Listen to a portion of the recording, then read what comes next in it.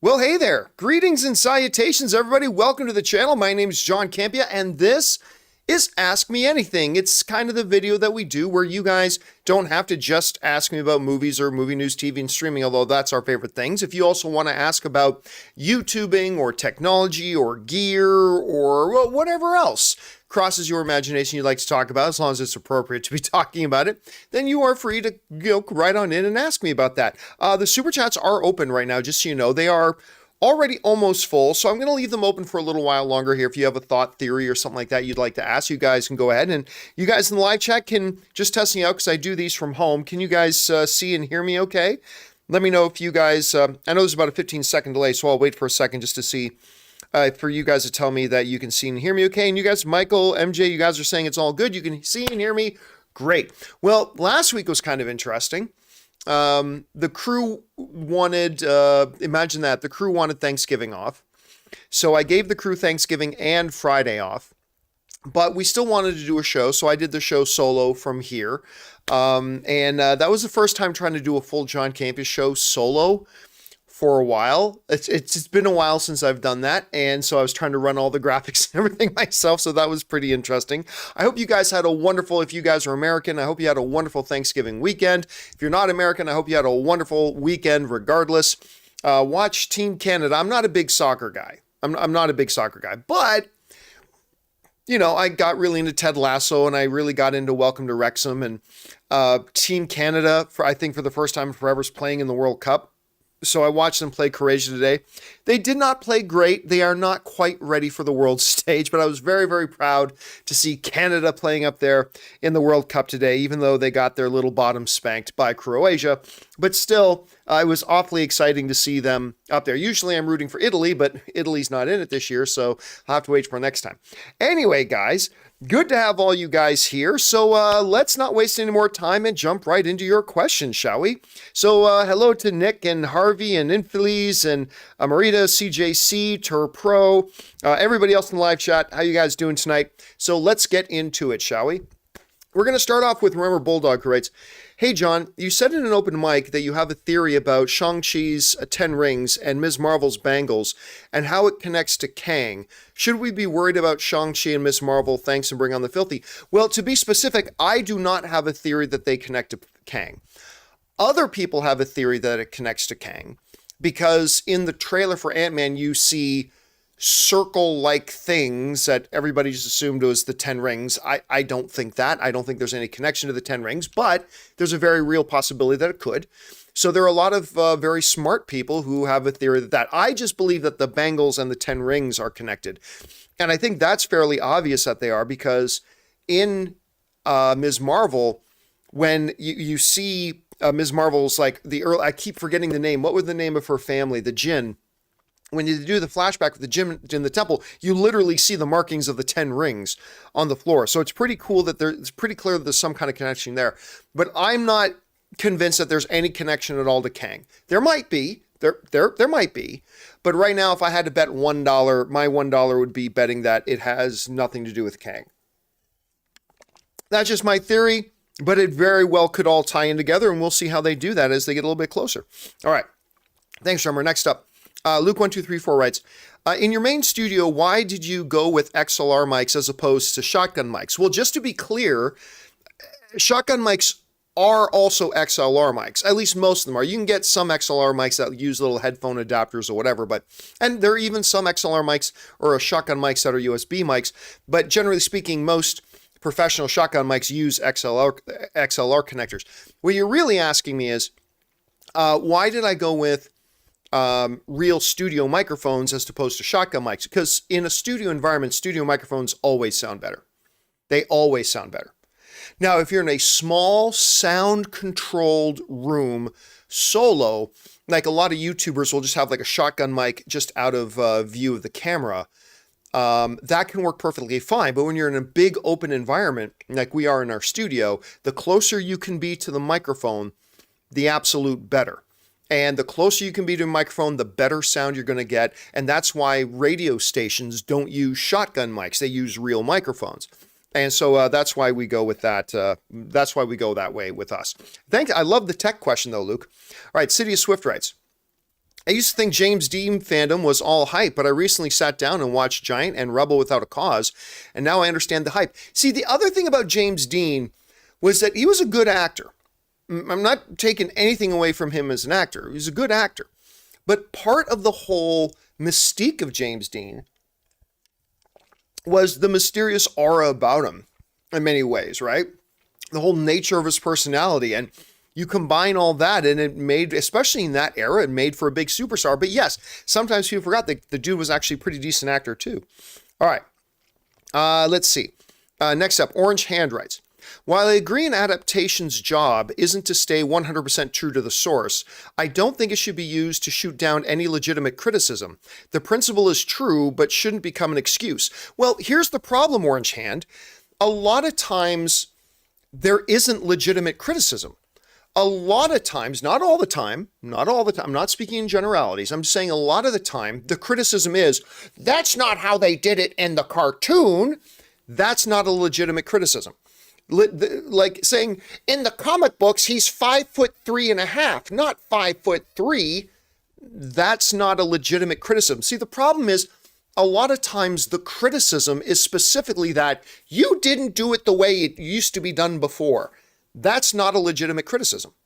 It's just not a legit criticism. That can be a legitimate personal gripe for you or for me. It's like, you know what? I prefer it this way. That's fine. You can prefer it one way or the other or anything like that.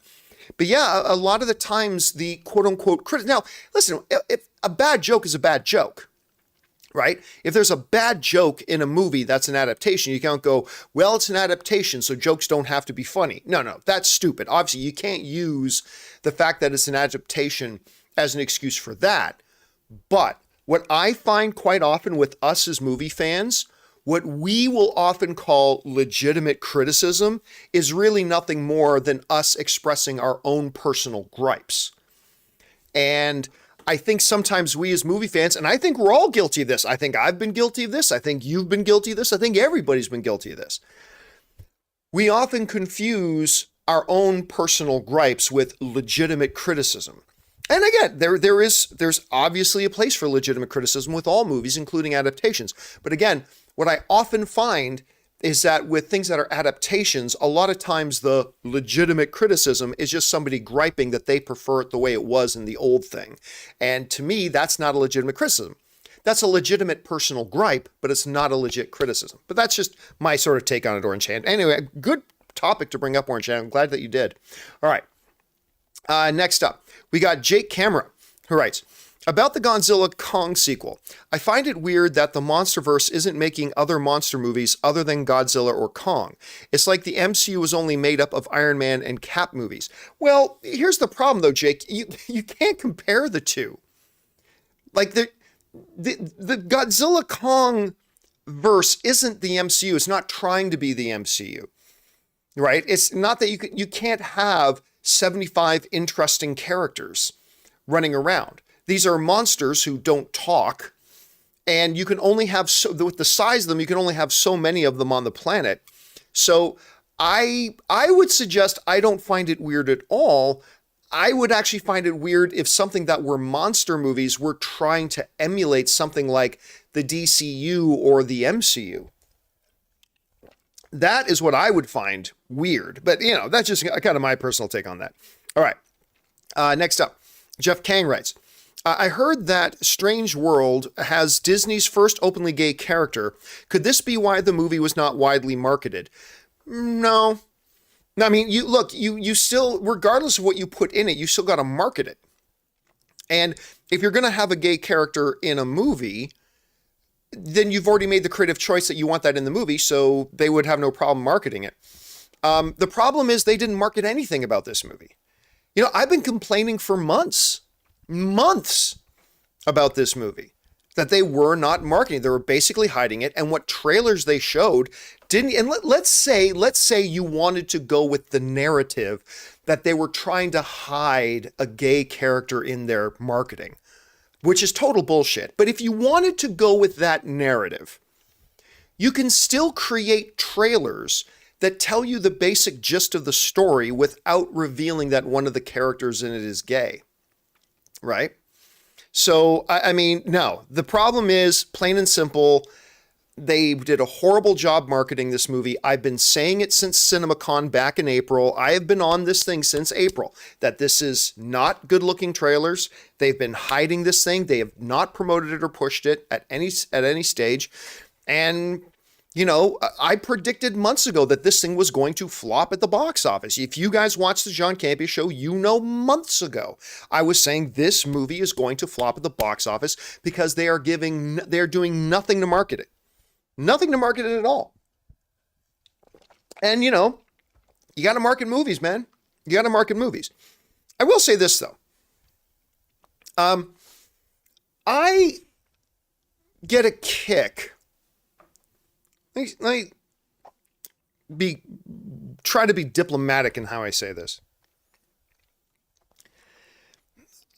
I've been reading some people, you know, when I put up a post saying, hey, you know, I called this shot months ago. I said this movie was going to flop because they're not marketing it. They're terrible. What marketing they do have is terrible, blah, blah. So all of a sudden, because there's a gay character in it, you get these knuckle draggers get on my show. Right, I'm not going to lie to you. They're trying to shove gay people down my throat. It's like, okay, here's the thing. You know, and I get all these people writing to me saying, or a number of people writing to me saying, you know, I don't want to have to see politics when I go to a movie. I'm sorry, what's political about it? When somebody's in a movie that has red hair, is that politics? No. There are just people with red hair in our world. People are in our world have red hair. And so for people with red hair to be in a movie is not politics. That's just a representation of the world. That's the world we live in. There are people with red hair in our world. And you would have to be a special kind of asshole to say, well, I don't consider people with red hair to be real people, and we shouldn't have to look at them. We should pretend they don't exist, and they should be locked away in cages somewhere, and they should be kept out of the public eye. Duh, you'd be I think we'd all agree you'd have to be a pretty raging asshole to say that. Well, you would also have to be a pretty raging asshole. And I don't care if this offends anybody. I hope you're offended. Because your offense says something about you. This whole notion that, guess what, folks? There are gay people in our world. People are gay. My assistant is gay. A member of my family is gay. There are gay people in the world. And you are a raging asshole. You are a raging asshole if you're like, well, we shouldn't acknowledge their existence. We shouldn't even have to look upon them. We shouldn't have to see them. Shove them away into cages somewhere. Let's pretend they don't exist. Let's pretend like they don't have the right to be and live and pursue happiness and all that kind of stuff and be in movies that project our reality. We shouldn't have to see that. You are a fucking asshole. You are the lowest piece of scum. And because that's what it is. And then they'll try to hide behind saying, no, it's a political thing. No. The only politics here is that you have a political agenda of exclusion. You want to exclude gay people. You just want to shove people. You think they should be living in cages. They shouldn't be portrayed on screen. We shouldn't have to acknowledge their existence. We shouldn't have to admit that they're really there. And we shouldn't treat them with the same dignity and respect as we treat people with red hair or Italians or English or Peruvian or whatever. We shouldn't have to treat them with the same common decency and respect that we treat everybody with. So even putting them, I'm melting. Oh, there's a gay character on screen. Oh my God, I'm so insecure. How will my masculinity survive this?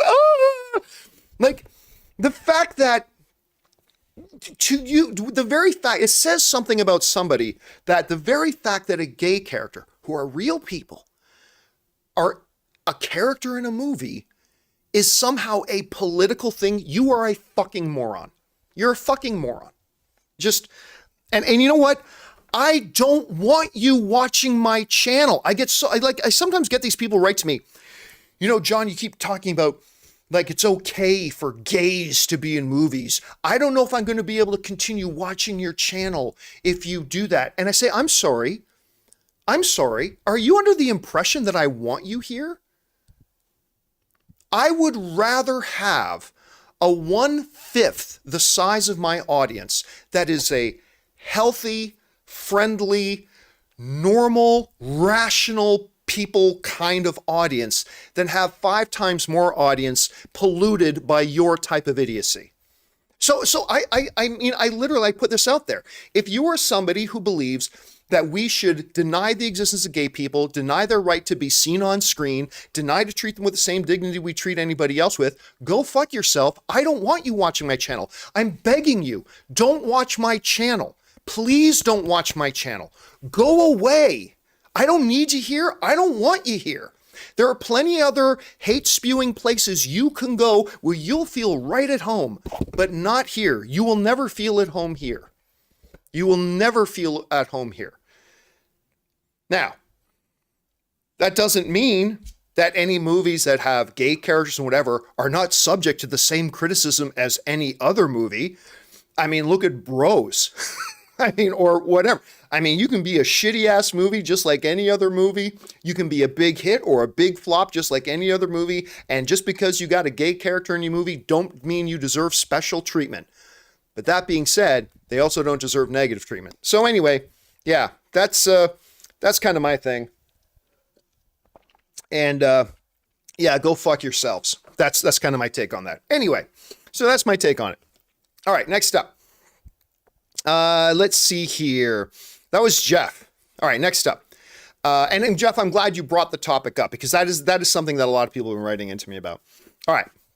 City of Swift writes, wondering if you've ever dabbled into the world of everyday carry. Oh, everyday carry gear, multi-tool, flashlight, etc. Scratches the wanting to be Batman itch.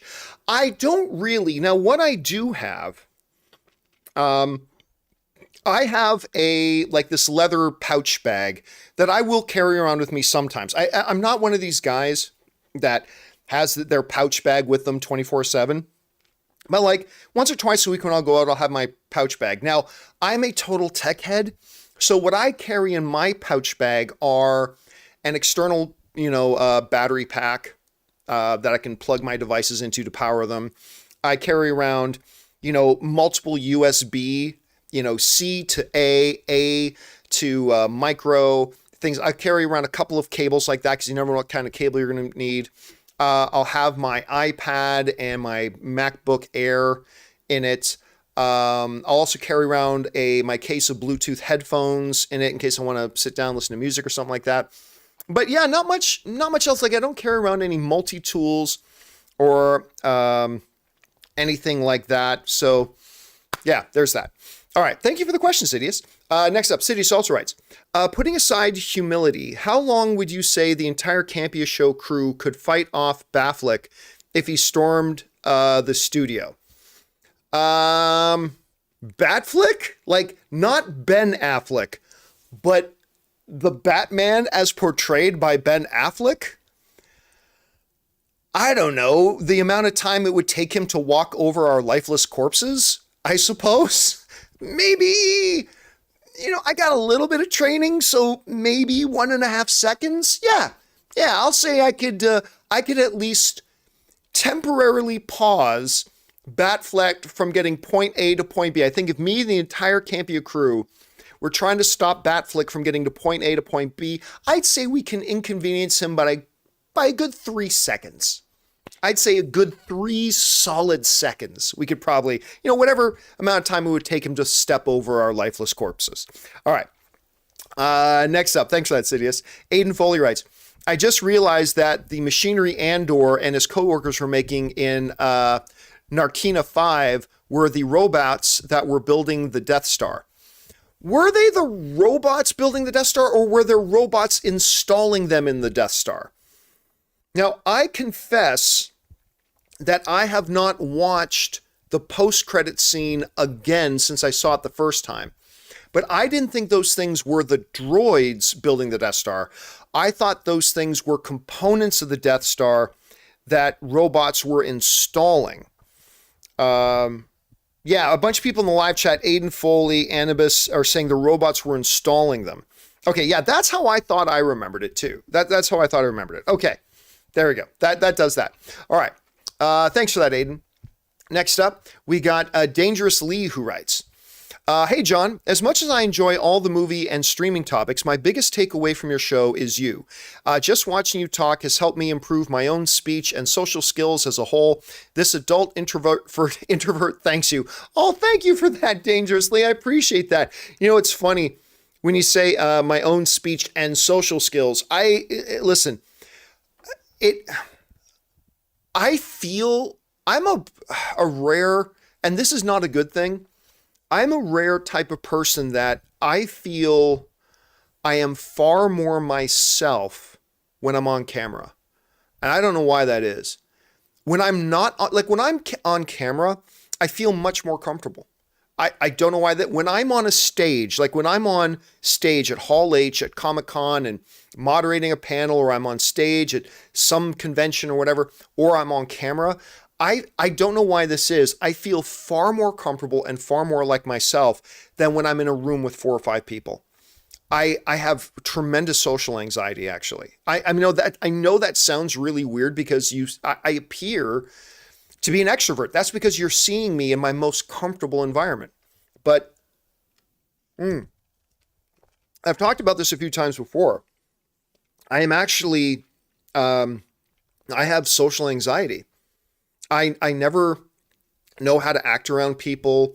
And I sometimes fear that when I'm around people, my social anxiety and me being afraid to say something dumb or do something that annoys somebody or whatever makes me act cold and distant. And it's just weird. I mean, I know a lot of people, they freeze when they get in front of an audience or in front of a camera. Me, maybe it's because I've been doing this for a decade. I don't know. I feel far more comfortable like myself when I'm in this environment. This is when I feel like I am most me. And it's so I don't actually have a lot of social skills, to be honest with you, Dangerously. But hey, man, seriously, thank you so much for the compliment. And that means a great deal to me. And I'm glad you're here and being a part of our crew here. All right. Next up, Alfredo Parra writes, John, can you give us an update about how you are feeling about Friday's show performance now that you're back on the John Campea Show every Friday?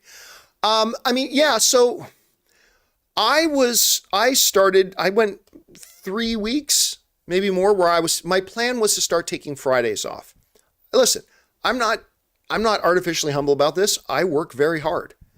I work very long hours, and sometimes I risk burning out. So I thought, Anne suggested, and a bunch of people suggested, why don't I take Fridays off and we'll have the show, the John Campea Show, without me. What we noticed was, I remember me and producer Jonathan were talking about this, what we noticed were that our numbers dropped significantly. And I don't think that's because Chris isn't great and Rob isn't great and Ray isn't great, but I just think when the show is built around me and it's called the John Campea Show, if I'm not there, the numbers drop a little bit. And I suppose that makes sense. So, I consulted with Jonathan and we decided to scrap that, and I'm back to working Fridays again. And again, listen, Fridays, going all the way back to the AMC days, AMC, Colllider, the John Campea Show. Fridays are generally, not always, sometimes there's big spike Fridays, but generally Fridays are the lowest of the 5 days of the week views.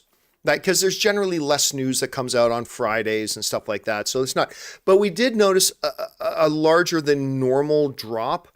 And so yeah, we've seen that bounce back to more normal numbers for our Fridays. So I guess I'm not going to be taking Fridays off anytime soon, unfortunately. But whatever. Okay. Next up. Thank you for asking that, Alfredo. Vex Kansmaz? I know I'm mispronouncing that. I'm sorry about that, dude. Tips in like a $20 super chat, as did Dangerous Lee, by the way. Thank you so much, guys, for supporting us on that level. Hi, John. I sent a few super chats on the last stream that you did, but you didn't see them. Anyway, I've been watching your show every day since the No Way Home days. I wanted to ask if you have seen the anime Attack on Titan. Yeah, by the way, so I did the show on Friday, solo. And by the way, I'm turning off the super chats now. I realize there's way more super chats than I expected. So I'm turning off the super chats now, just so you know. So if you didn't get a question in already, save it till Monday. Save it for the John Campea Show on Monday. But at any rate, yeah, I was not. Here's the thing. I got introduced to Attack on Titan through the books, the comics, right? And I quite liked it. I got to admit, I didn't like the anime. I didn't particularly like the anime. And I know that's a very unpopular thing to say, and I'm not trashing it. I'm just saying I preferred the comics over the anime. That was just me. So yeah, there you go. Now, as far as Friday's show though, Vex, I went through every question that got into the Stream Elements feed, and I found out afterwards, as I read through the comment section of Friday's show, that a number of people said that their super chats didn't show up. So I am going to do my best to go through the logs and try to identify questions that didn't get asked to see if I can find them, because I was mortified when I heard that. Listen, the number one thing about my show is my viewers' experience. And I can't imagine a worse thing for a viewer experience than you send in a super chat to be supportive to our channel with a fun question and it doesn't even get addressed. I was mortified when I read that. I went through the Stream Elements listing again. I answered every question that was in the Stream Elements thing, so I don't know how some didn't even pop up in there, but I will do my best to go through the logs and see if I can find those, because again, that's unacceptable. I was mortified when I found that out, and hopefully I can find those, because you're not the only one. You're not the only one that mentioned that their thing. I mean, thankfully it wasn't dozens of people, but I did get a number of comments from people saying that theirs didn't come through. So I will do my best to go through and look at that, because I felt horrible. You know, to me, the number one thing is my viewers' experience watching our show. And that is horrible. It is below our standards, and I will look into it. And I can't guarantee anything, but I will look into it and see if I can remedy the situation. At least I'll do my best. You can take to the bank that I will do my best. But as is often the case in life, sometimes my best isn't good enough, but I will try. All right. Thank you, Vex, for that. And thank you for your support. I appreciate that, man. And your patience. All right. Next up, Josh Becker writes, I saw Puss in Boots 2, and it's actually great with spectacular animation and great action. The ending has a big tease for a familiar character. Now, there is already Puss in Boots 2, right? Like, there was the first... How many Puss in Boots... Is this the third one that's coming out?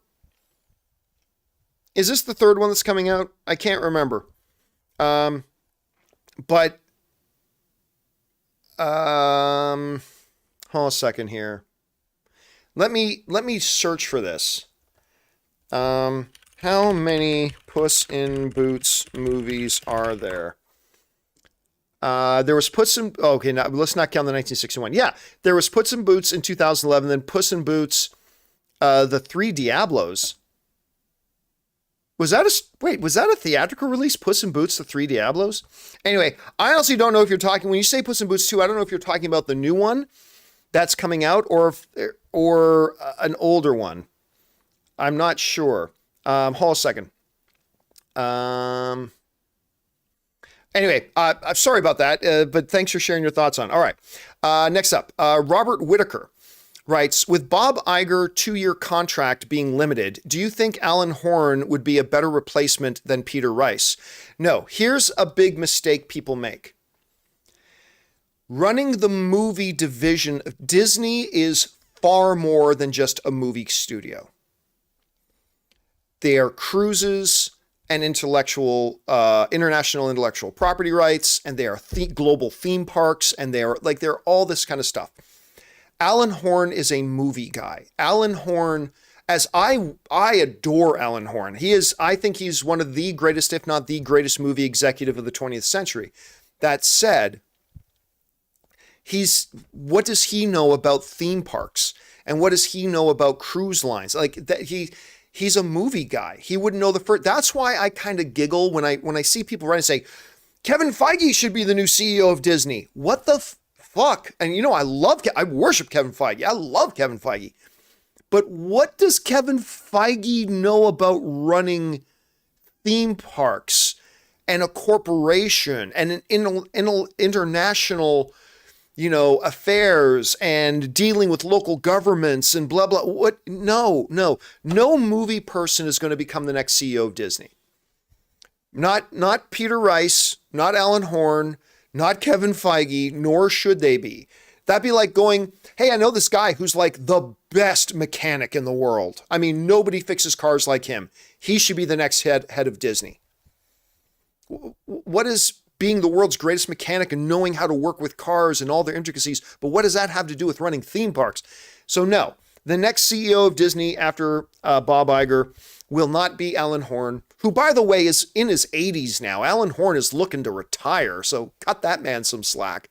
It's not going to be Alan Horn. It's not going to be Peter Rice. It's not going to be Kevin Feige. It's going to be a business person who knows business. It's not because, again, I know it's easy for us to forget because we always talk about movies and TV, but Disney is far more than just a movies and TV company. There are a lot of other things too. And frankly, as much as I adore Kevin Feige, he doesn't know the first thing about that.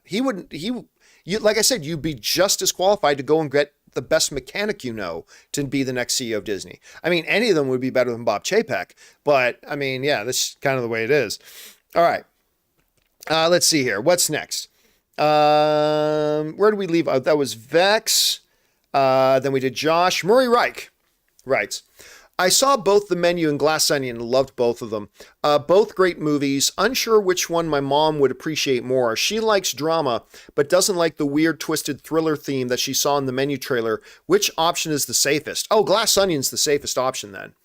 Because, yeah, there's definitely some weird, twisted, thrillery stuff that goes on in the Menu. And I loved The Menu. I loved that movie. But I also really love Glass Onion. And it sounds, Murray, by the way, Murray also tipped in $20. Thank you, Murray, for your support. From the way you're describing it, Murray, it sounds like Glass Onion would probably be the safer bet for you to take your mom to, because the Menu, even though I love it, it sounds like the way you're describing it might be a little bit iffy for your mom there, Murray. So I recommend Glass Onion. I love both those movies, though. They're both fantastic films. I love them both so much. All right. Next up, Jared Vester writes, tell me a story. All right.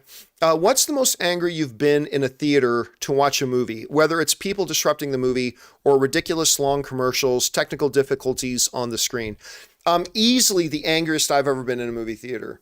Now, listen, I've been very lucky. Like when I hear people tell horror stories about, oh, these people are always on the phone in the theaters, I very rarely come across that. Like I'd say for me, maybe it's just because Los Angeles, the movies are more revered in Los Angeles, so therefore there's less problems. I don't know. But I would say 1 out of every 15 or 20 times that I go to a movie theater is there a legitimate disruption or just something that would stand out to me that bothers me. But the worst one I ever was a part of, it was me and a buddy of mine and my girlfriend at the time. And this is back in the movie blog days. And we went to go see the Jim Carrey movie. I think it was called The Number 23. Correct me if I'm wrong in the live chat. That was called The Number 23, right? That kind of thriller Jim Carrey movie. I think it was called The Number 20. Maybe it was The Number 13, but I think it was The Number 23. Anyway, the Al Johnson Show is saying yes, it was The Number 23. Okay, so is Devin and Jake and John. Yeah, so we went to go see The Number 23. And I'm not trying to paint with a broad stroke, but the individuals in question happen to be 4 teenage girls. And I'm not painting teenage girls with a broad stroke. This is about these 4 individuals and these 4 individuals alone. But these fucking assholes, they were blah, blah, blah, blah, blah. They were sitting right behind us. And blah, blah, constantly just like, and look, I don't mind when I'm in a movie theater.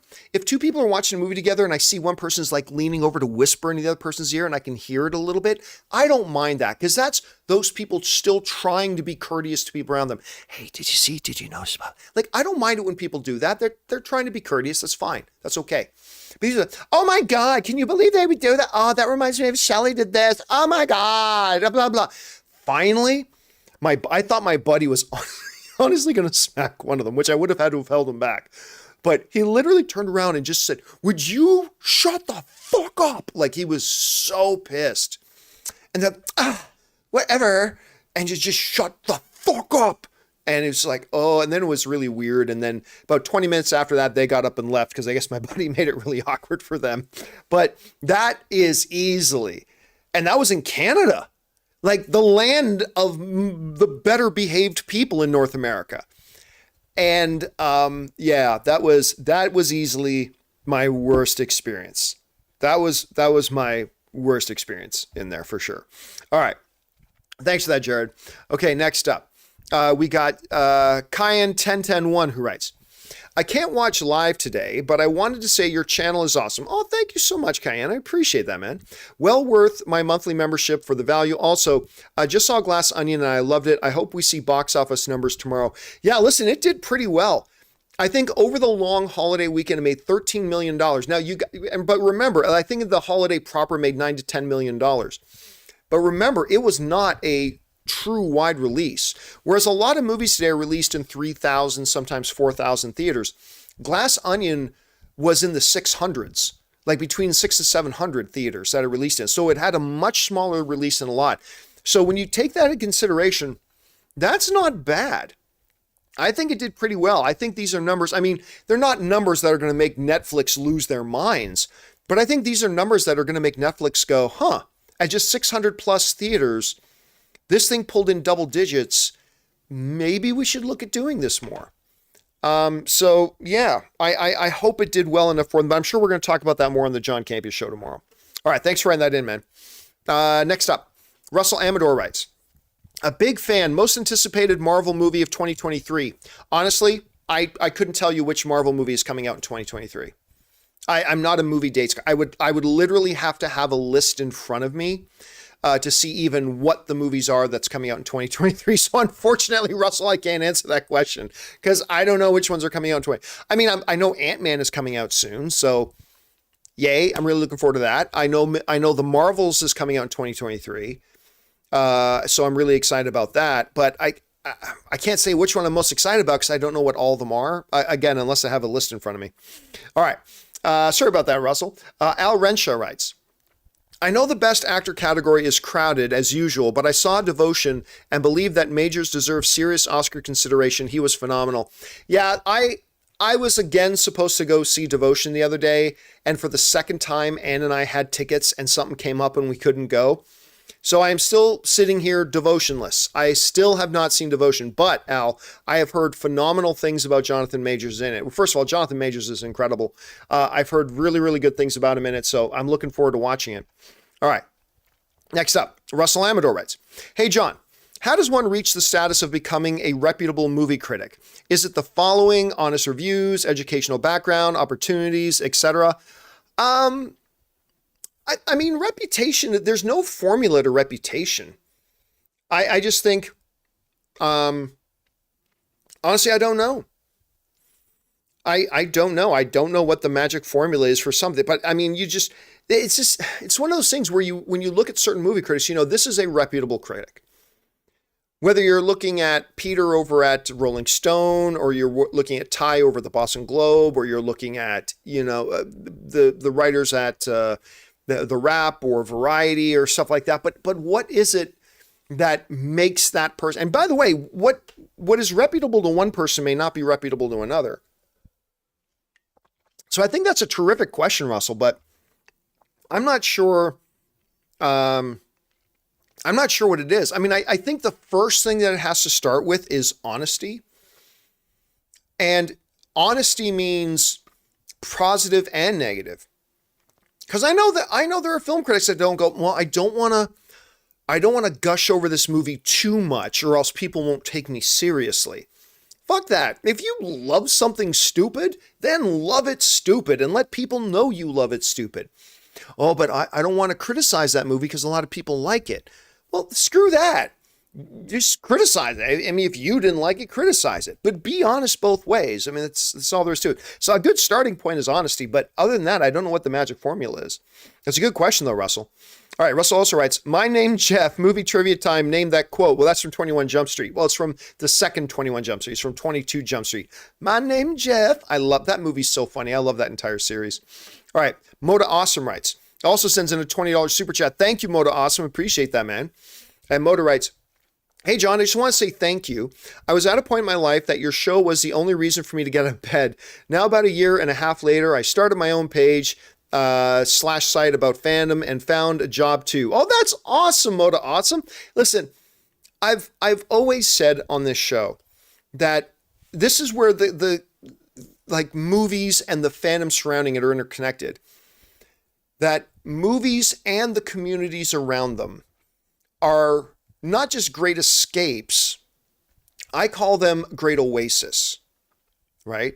I don't think calling a movie an escape is a proper definition. I think calling movies being an oasis is a better thing. Because when I'm going through something stressful in my life or a troubling time or whatever, when I go into a movie, I'm not just escaping for a bit. I'm actually relaxing. I'm actually getting a vacation, a 2-hour vacation from the problems and the worries. And just like a regular vacation can relax you, reset your mind, reset your perspective. I think many times in my life, I've gone into a movie, and when I come out of a movie, my problems are all still there, but I'm more refreshed, and I feel like I have a different perspective. And not that my problems get solved by movies, but I feel like coming out of a good movie, whatever, I feel like I'm a little bit better equipped to deal with my issues and deal with the problems in front of me. And I found the movie community is the same thing. That when if I'm having a rough day or whatever, just getting involved in a good movie discussion with people, it gives me that oasis. And that's what I love about the movies. That's what I want our movie community to be as well. So thank you so much for sharing that with me, Moda. I really appreciate that, man, very much. All right. Fangblaze71 writes, just tried mozzarella sticks with sour cream. It wasn't bad. It's just a little bland in my opinion. Mozzarella sticks dipped in ranch is far superior. You know, I like dipping a lot of stuff in ranch. Like I order my chicken wings naked, like without any sauces. And I just like getting ranch and dipping my chicken wings in ranch. That's my preferred way of eating wings. I like ranch with French fries, stuff like that. I once went into a place that had mozzarella sticks, but did not have sour cream. And most places do, but this one didn't. So I asked for ranch instead, thinking that'll work the same. For whatever reason, for me, ranch with mozzarella sticks didn't quite work as well, even though I love it with a lot of other stuff. But with mozzarella sticks, it didn't quite work for me. But I'm glad it worked for you. I'm glad you found something that works for your taste palette. But yes, mozzarella sticks with sour cream is awesome. All right. Thanks, Fangblaze. All right, Al Renshaw writes, in terms of headphones / earbuds, what is your recommendation in terms of when to upgrade? I have Beats Studio Wireless, Beats Solo Pro, and Galaxy Earbuds Pro. Almost bought a pair of Bose Quiet Comfort 45s. I have a pair of Bose Quiet Comforts, and I swear by them. They're fantastic. They're really, now they're a little pricey. They get up north of $300 the last time I checked. Actually, it was Jeremy Johns who turned me on to them. I was at his place one night and I saw that he had this new pair of headphones. I'm like, are these good? And he goes, dude, these are life-changing. They have the best noise cancellation I'd ever heard. And so he let me try them for a bit. And so I then went and bought my own pair and I've had them ever since. So now I'm not an audiophile, okay? Let's be clear, I'm not an audiophile, but I swear by the Bose Quiet Comforts. They are fantastic. Absolutely fantastic. So I highly recommend them. All right. Thanks for that, Al. Next up, Caleb writes, hey, John, even though Canada are out of the World Cup now, will you keep watching or is football just not your thing? Thanks and bring on the filthy. Here's the problem. Not only is Canada out, but Italy's not in it. So I'm probably not going to watch it now that Canada's kind of out of the running. I'll probably try to watch, well, I can't watch the USA's game because that's going on the same time the John Campea Show is happening, but I'll probably catch it afterwards. If the US wins and they advance, I'll probably watch 1 or 2 of the US games, and I will probably watch the championship. Like I'll probably watch the final match. but I probably won't be watching the rest of it now that Italy's not in it, Canada's out, and USA's got to win in order to advance on Tuesday. So yeah, we'll see. I'm not a big soccer guy. The only real enthusiasm I get is at World Cup time when Italy's in it. And this year I had some interest because Canada was there, right? But I'm not a big soccer guy. It's just that Ted Lasso and Welcome to Wrexham have got me more invested in it. So I'm watching a little bit more of it now than I did before. So, well, I don't know. We'll see if that passion grows. All right. Let's see. Next up. Fangblaze writes, do you think we will get more Guardians of the Galaxy after 3 without James Gunn, or do you think this will be the last we see of them outside of team-ups? I think we will see more Guardians of the Galaxy without James Gunn, but it will be a different team. I mean, I got something caught in my teeth. I think some of the members will still be there. But James Gunn made some comments a few months ago that this will be the last time, Guardians of the Galaxy 3 will be the last time we see this particular collection. So I have a feeling Dave Bautista's done. I have a feeling that Gamora is done. I have a feeling that Chris Pratt is probably done. By the way, that's not a story. This is just me speculating as a fan. Maybe we still see Groot. Maybe we still see Nebula. Maybe we still see, but we're going to see a different collection. I think we're going to see a different collection, but there will be more Guardians of the Galaxy. It'll just be a different looking Guardians of the Galaxy moving forward. All right. Let's see. Next up. CJC writes, hey, John, love your channel. Thank you so much. What is your favorite film of all time? Well, I'll tell you what, CJC, I will direct your attention to the live chat because everybody in the live chat all together now, tell CJC what my favorite movie of all time is. All right. Next up, Levi R writes, what does Disney do now after the failure of Encanto, Lightyear, and now Strange World? Well, I mean, Encanto, really, I wouldn't count Encanto as a failure. Again, that was a movie that although they did market it better than they marketed Strange World, they definitely did.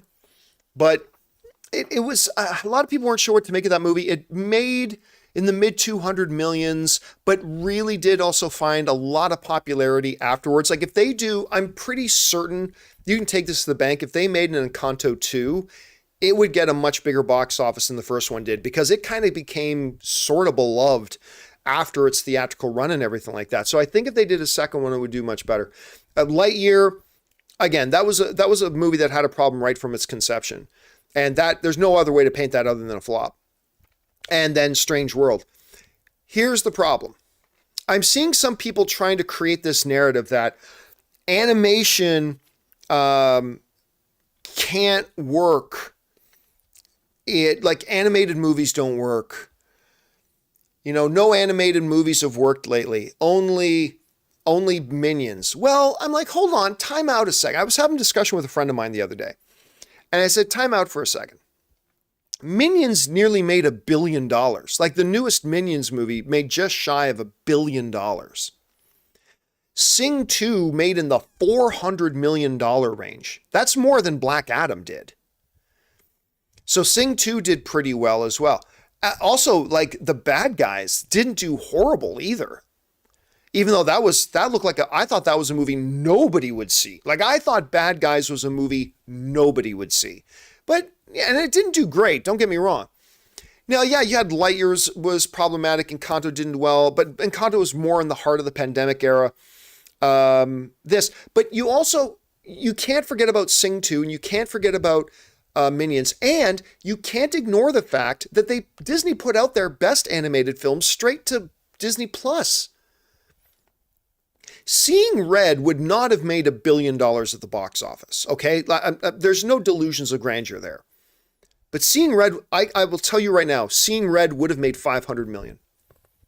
Now, you may think that sounds ambitious, but I am telling you, with the type of appeal that movie had, Seeing Red, again, no delusions of $1 billion, but $500 million, I believe Seeing Red would have, or Turning Red, I should say, Turning Red would have made $500 million at the box office in the long run.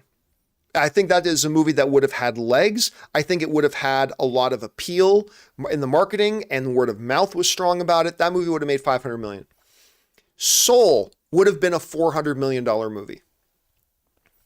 Soul would absolutely have been a $400 million movie. Luca, I'm not so sure. I think Luca would have been closer to the Encanto range of like $250, $260 million. I like Luca. I didn't love Luca. I'm not quite sure it had the same kind of appeal, but I think Soul would have been a $400 million film. I think Turning Red would have been a $500 million film. So this narrative that animation doesn't work in theaters right now, I'd say, I think your evidence for that statement is pretty shaky when you actually look at the context. So anyway, this is my take on it at any rate. All right. Let's see. Next up. Where were we at? That was CJC who wrote that. Levi R writes, what does Disney do now? Oh, sorry. That was already Levi R. Okay. Next up. Fangblaze writes, since Drac loves stories that have a bad ending, Infinity War would definitely be his favorite MCU movie. Yeah, probably. By the way, how great, how utterly fantastic was the Guardians of the Galaxy holiday special? Listen, I did not believe in it. I haven't put up, James Gunn retweeted this, but because I had written that God bless James Gunn for making Guardians of the Galaxy the holiday special, because I admit I didn't believe in it, and I didn't. I was not excited for the holiday special. I thought it was going to be some kind of cheap throwaway thing. And then I didn't even stay up to midnight to watch it. I stayed up to midnight to watch all the Marvel stuff. I did not, I knew it was coming out at midnight, but I'll watch it tomorrow sometime, the day it came out. And then I watched it the next day. I'm like, this is my favorite Christmas special of all time. I cannot believe how good it is. So I guess Gunn saw that I wrote that and he put it up on his Twitter. But how good is that? Seriously, how good is that? It's absolutely incredible. I loved it. All right. Next up, Eli writes, love you, JC. Thank you so much, Eli. I appreciate that very much, man. This is very kind of you, dude. Eli also writes, Argonauts, Tie Cats.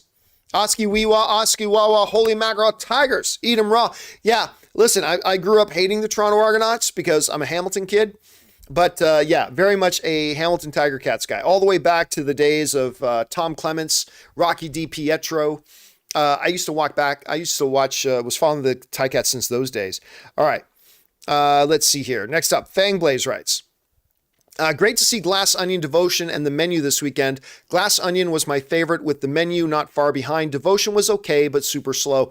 Yeah, I have heard people say that Devotion's pretty slow. I've heard everybody say that Glenn Powell and Jonathan Majors are fantastic in it, but that it's actually kind of slow. So, I mean, I haven't seen it yet myself, but yeah, The Menu, Glass Onion, absolutely fantastic. I'm glad you had a chance to watch both of those, Sangblaze. All right, remember, Bulldog writes, even though Phase 4 was hit or miss and it was not as good as the other Marvel phases, there's still some great things in Phase 4. Oh, absolutely there are. Listen, I've been very, very careful in all my criticisms about Phase 4. And I fully believe Phase 4 is the weakest of the MCU phases and all that kind of stuff. But I've always been very clear in pointing out there are some absolute diamonds in Phase 4. I don't know if you count Guardians of the Galaxy, the holiday special, Phase 4 or Phase 5. Who cares? It's not really important. But Ms. Marvel, utterly fantastic. WandaVision, utterly fantastic. Shang-Chi, I think is a top 5 MCU movie. Utterly fantastic. Spider-Man No Way Home was really, really good. Yeah, so they had a bunch of stuff that was really good. And then some stuff. Then you had some stuff that was good. I thought Doctor Strange and the Multiverse of Madness, I know this is a little bit of a divisive topic, but I thought Doctor Strange and the Multiverse of Madness was good. I thought it was good. It had some weaknesses, but I thought it was good. I actually thought Eternals was quite good. Yeah, I don't understand. You know what? With Eternals, I have the same kind of, you know what Eternals is? Eternals is to the MCU what Andor is to Star Wars. Andor is better than Eternals. I'm not saying that Eternals is as good as Andor. I'm not saying that. But it was a different level of storytelling. It was a slower burn. It delved deeper into mythology. It had deeper character work. I was a more grown-up MCU film. And in that way, I kind of see that Eternals was to the MC. That's why I say, to me, the Eternals is to the MCU what Andor is to Star Wars. And so I quite like it. So yeah, that was good. I thought Falcon and the Winter Soldier was good. I didn't think it was great, but I thought it was good. Hawkeye I did not like at all. Moon Knight I ended up being disappointed in. Black Widow was okay at best. She-Hulk I was clearly disappointed in. I mean, it's just, yeah, it was kind of all over the place, but there were absolutely some really great things in Phase 4. Even there are some, though I think Phase 4 was the weakest of all the MCU phases. All right. That was from Bulldog, I think. Okay. Fangblaze71 writes, so you said you've seen some Secret Invasion. Can you tell us how good you thought it was from what you saw, or can't you say anything? I can say whatever the fuck I want because I'm not under any embargo, but I am not going to give any spoilers away. I really liked what I saw. I had a chance. I had somebody show me a few things from Secret Invasion, and I got to, now look, I have seen scenes from things that I really liked, and then I didn't end up liking the movie. Right? Overall. Like the first 20 minutes of Lightyear are Oscar worthy. But then the rest of it, it was kind of mediocre. So I don't know that Secret Invasion is going to be awesome, but I do know that what I have seen from Secret Invasion, I've quite liked. I have quite liked what I've seen. And as we get a little bit closer, I'll probably reveal a little bit more. I'm not going to lie to you. I kind of hate Disney right now, so I might just spoil the whole thing. I might just out of pure bitterness and spite, I just might give away the whole thing. But who am I kidding? I probably won't do that. But I got to say, man, what I have seen is pretty good. What I have seen is pretty good. All right. Next up, we go to Miles Morph. Who writes, hey, John, finally visiting Burbank from Ireland. Nice in 2024 to see Deadpool in 2024. Wow. So you really plan ahead. Sorry, I lost my spot. There it is. Finally visiting Burbank from Ireland in 2024 to see Deadpool. Will you be going to the earliest showing in Burbank 16? Might see you. It's my first time visiting America. I will probably, listen, when I'm in and around LA and in Burbank, I do tend to go to like Burbank 16 is my favorite theater, but I don't live in Burbank anymore. I live about an hour away. I now live in a place called Riverside, and there is a big AMC theater very close to us called the AMC Tyler Galleria. And now that is generally where I go to see my movies now, just because it's close. Now, I have still gone to movies in Burbank. Like if Ann and I are going to be in LA for the day and we want to see a movie, we'll go to the Burbank 16. It's still like kind of my favorite movie theater. But yeah, mostly the movies I go to are in Riverside now. And it's usually, sometimes I'll go to the Regal. I've started going now and again to the Regal Theater at the Spectrum Center in Irvine, California, which is only about 20 minutes from me. But mostly I go to the AMC Tyler Galleria in Riverside. All right. Thanks a lot for that, Miles. And I hope you have a great time, but do go to that movie theater. I think you're really going to enjoy it, Miles. All right. Next up, David Smith writes, theory, Kang inspired Casey to build quantum device. Why else would she build this device? Well, there are a million reasons that we just don't know yet because we haven't seen the movie yet. Yeah, like maybe we need to see the movie first. I mean, why does anything happen in Quantum Mania? Well, we don't know because we haven't seen Quantum Mania yet, and we've only seen the first trailer for it. So I think there are a lot of other potential reasons. But we'll find out, David. You might be right. But there could be a lot of other reasons. All right. Next up, Richard K. writes, can we get a Lethal Weapon 5 with Gibson, Glover, and Pesci returning? I don't think so. I've said forever, they've been talking about doing this for years, and I've said just as long that I don't actually think it's going to happen. Now, they convinced me for a little bit that maybe it would because, they had the director on board. They're going to move forward. And even I was like, oh, gosh, I guess they are doing it now. But that clearly is no longer the case. So, no, I don't think that one's ever going to happen. I mean, I'd be down for seeing it. I'd totally be down for seeing it, but I don't honestly think it's ever going to happen, unfortunately, Richard. All right, next up. Pookie Power writes, "Hey, John, how was your Thanksgiving? It was very good, thank you. I ate too much butter and have extremely bad butter nightmares. Hope yours was better than mine." You know, it's funny. Normally what we do is we usually have the family. Now, of course, my family's up in Canada, but we've got Anne's family here. So we have the family come over and we cater. We get catering to come in and bring in food and stuff like that. But this year, you got to say, Anne's mom likes to go to the casinos. And so Anne's mom this year wanted us all to go have Thanksgiving Day lunch at a casino. So that's what we did. What mom wants, mom gets. So we went to a place called Morongo Casino. Pretty good casino, actually. We went to a place called Morongo Casino, which is not too terribly far from where we live. Like, it's under an hour away. And we went to have now, because their arguments were, Anne and her mom's arguments were, well, just think about it. The food's all prepared for us. It's hot and fresh. We don't have to clean up, blah, blah. I'm like, hey, listen, you don't have to, if mom wants that, we do what mom wants. I'm totally behind that. And I got to admit, it was pretty good. We went to this restaurant and I didn't order the turkey dinner. I actually ended up having prime rib. But I gotta say, the food was actually pretty darn good. We had a pretty good time. We had a pretty good time for that. All right. Thanks for asking, Pookie. All right. Next up.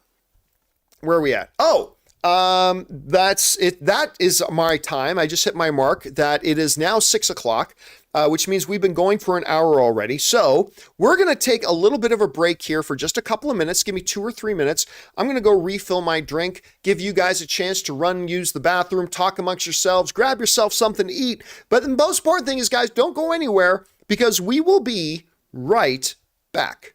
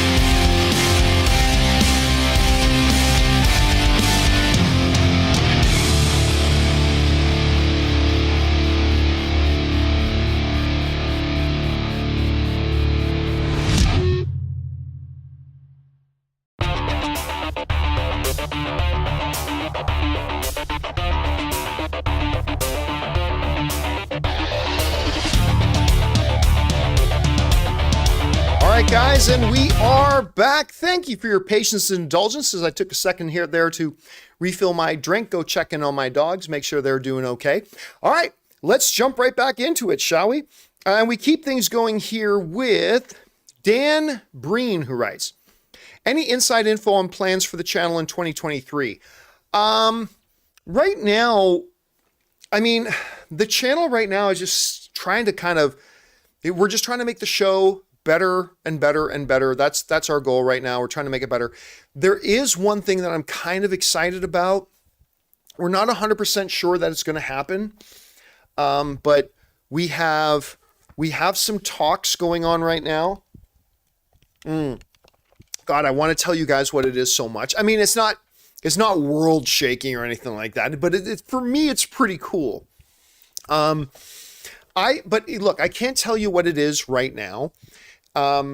It's only 50-50 about whether or not it's going to happen, but I make you this promise. In like a month or two, I will tell you what it is, because by then I'll know whether it's going to happen or not. And if it's going to happen, then I can tell you about it.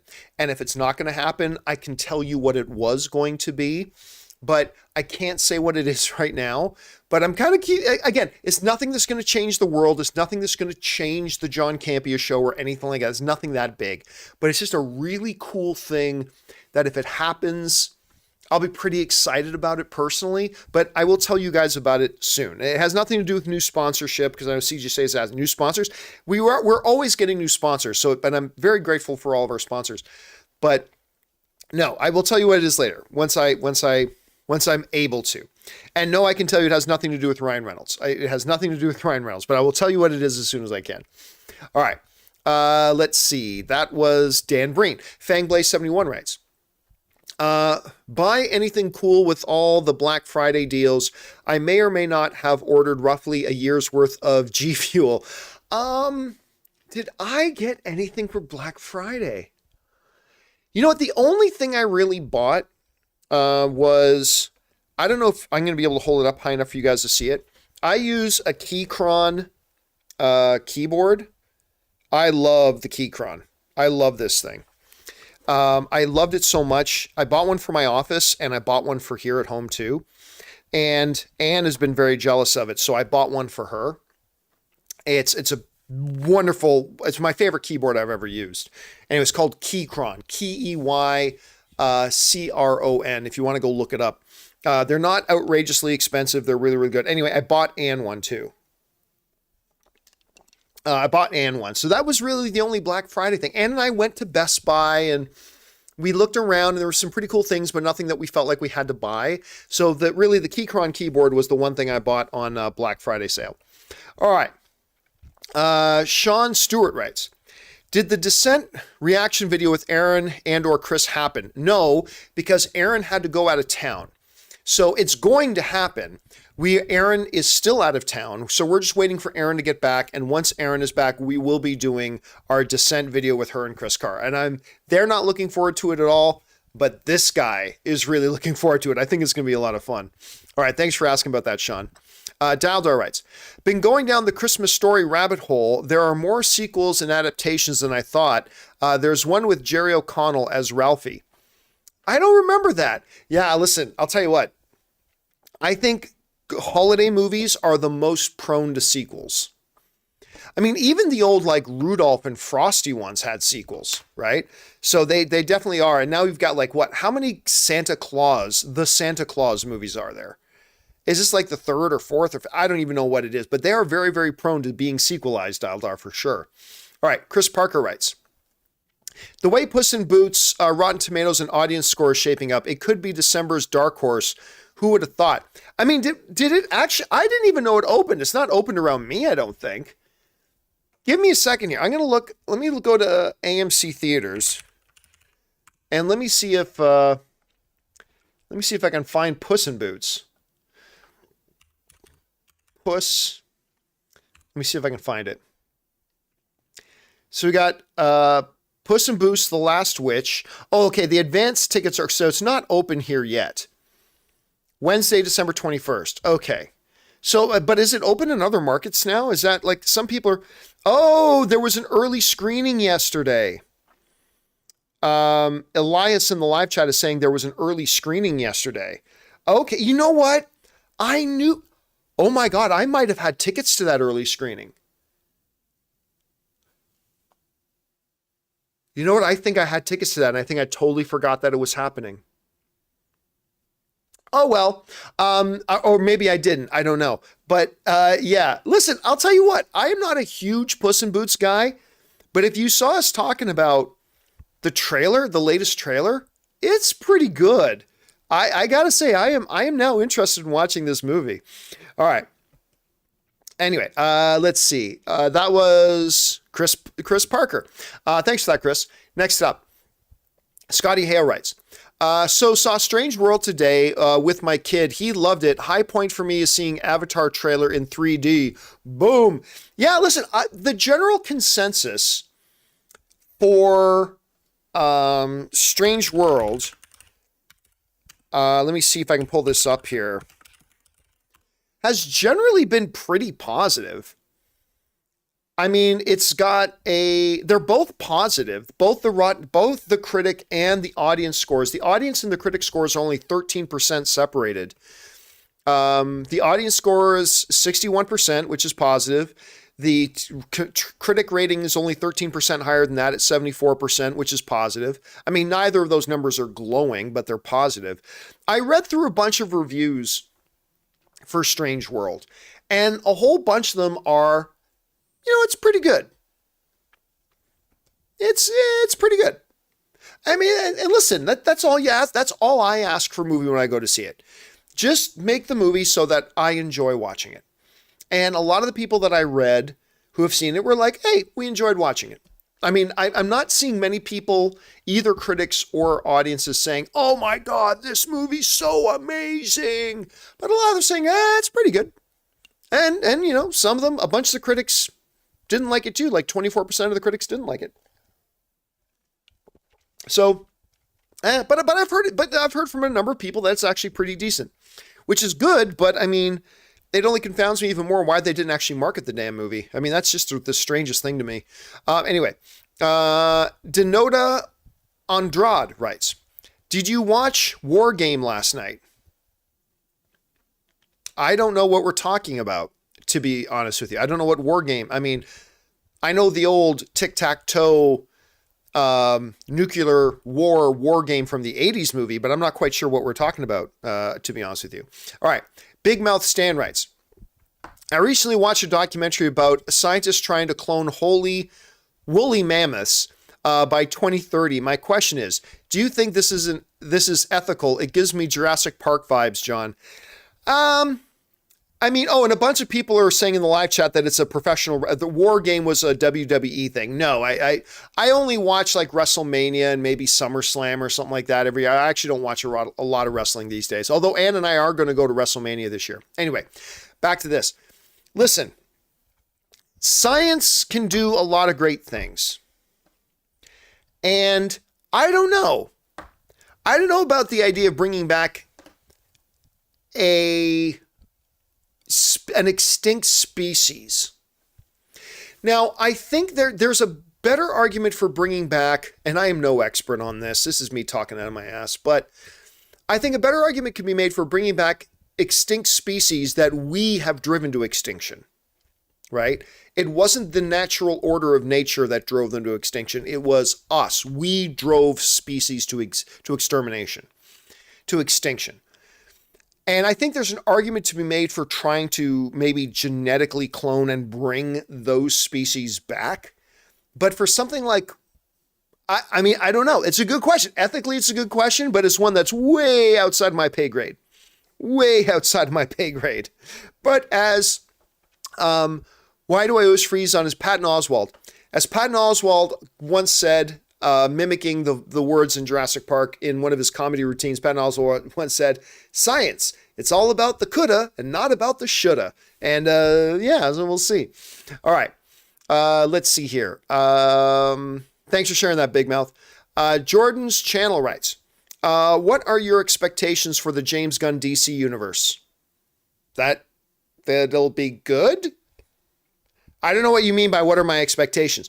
Look, For any of you who have followed me for any period of time, you know I am a big James Gunn fan. I became a massive James Gunn fan with his Nathan Fillion horror comedy, Slither, which I still think is his best movie. I mean, I love Guardians, I love Suicide Squad, I love Peacemaker, but Slither is real special. If you guys have not seen James Gunn Slither, you got to watch James Gunn Slither. I was lucky enough to have him come into my studio, and he's great. I am a big James Gunn fan. But seeing what he's been able to do with obscure titles like Suicide Squad and like Peacemaker and stuff like that, and what he did with massive properties like Guardians of the Galaxy, and after just watching the holiday special, my expectations are high. I think him and Peter Safran are going to do really, really great things for DC. I really do. And listen, maybe it doesn't work. Never know. But my expectations right now are very, very high. So yeah, very solid expectations. All right. That was from Jordan's channel. I'm going to sneeze here in a second, just giving you guys a warning. Pardon me. Okay. William Rausch, 8657 writes. There's one before that. Steven writes, what did you think of Bucky's story in Falcon and the Winter Soldier? Oh, I liked it. I liked it very much. I mean, there are some... That's the thing about Falcon and the Winter Soldier. There are some things about it that were fantastic, right? The story of Bucky trying to just adjust to life and come to terms with what he did and what it means to be him in the world and all that stuff was really good. The stuff about Sam coming to terms with what it means to be a black man and trying to take on America's hero's mantle. At the same time, I thought it was handled extremely well. I thought that part of the show, Bucky's part of the show, that part of Sam's part of the show was riveting and really well done. Unfortunately, there were other things about the show that I thought were tiring and sometimes took some work to get through. I mean, again, overall, I thought the show was good, but I thought Bucky and Sam's individual stories were actually quite good in Falcon and the Winter Soldier. All right. Now we get to William. And William writes, hey, John, no question. Just wanted to say thank you for continuing to produce content for your viewers over the holiday. Oh, thank you so much, William. I appreciate that. Listen, I got to tell you, I actually really love doing these videos. I mean, maybe it has something to do with the fact of something I mentioned a little bit earlier, that for whatever reason, I feel like I am the truest version of myself when I'm doing a show. I don't know why that is. Maybe there's something about, I feel comfortable being in front of a group, or I don't know what it is, but I really enjoy doing it. So thank you so much for allowing me into your homes and being a part of your holidays. I appreciate that very much, man. Very much. All right. That was William. Brock O'Lee writes, keep one, Andor or House of the Dragon. Nope, I don't play that game. Nope, I don't play that game. They're both, I don't like overusing this word, but I will use it here. They're both masterpieces. I thought Andor and House of the Dragon were utterly fantastic, and I am not playing the keep one game. All right, Curious Jort writes, just came out to find my dad, and just came out to my dad, and he's homophobic. But you and your show gives me a safe place to relax while I nervously await his response. Thank you, John. All right. So here's the thing. Let me say this, Curious. And as somebody who is not by any means an expert on this shit, okay, at all, I think, you know, it's funny. Ann and I had this conversation once, and I'm going to be 100% real with you here, okay? I'm just going to be 100% real with you. Ann asked me a very poignant question once. She said, how would you react if, you know, we had a son and you found out one day that our son was gay? Would you be disappointed? And I thought about that for a second. And and hear me out here, okay? Hear me out in my entirety. And I say this as a word of encouragement for you about how to look at your dad. And again, I don't know your dad at all, but what I said to Anne, and again, this is just me being totally real with you. I said, I think my first reaction would be disappointment, but not disappointment of what my son is, but I think there'd be a part of me that would be, my initial reaction might be a bit of disappointment, because I think every parent, and I'm not a parent, but from all the parents I've talked to, I think parents look forward to communicating and passing on to their kids their experiences, and they want their kids to be like them. I think that's a natural thing for us as human beings. We want our offspring to be like us. And whenever we as kids are not like our parents, whether we go into a different profession or we like different things or whatever, that's jarring to parents, right? Like sexual identity aside, I think, how many times have we seen a movie where a kid doesn't want to go into the family business and the dad is like, well, then you're no son of mine. Because you're right. I think all parents want their kids to be like them.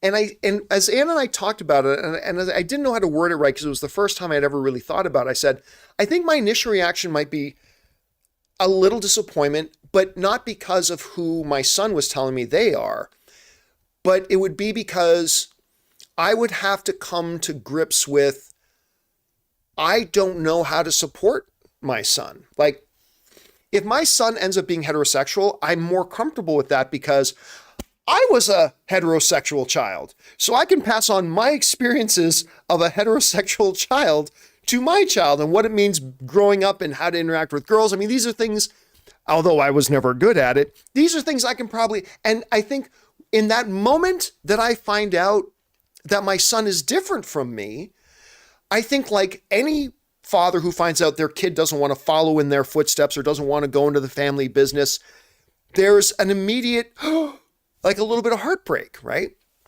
So I said to Anne when we were talking about it, I think at first my thing is because that means my son is going to be very different from me.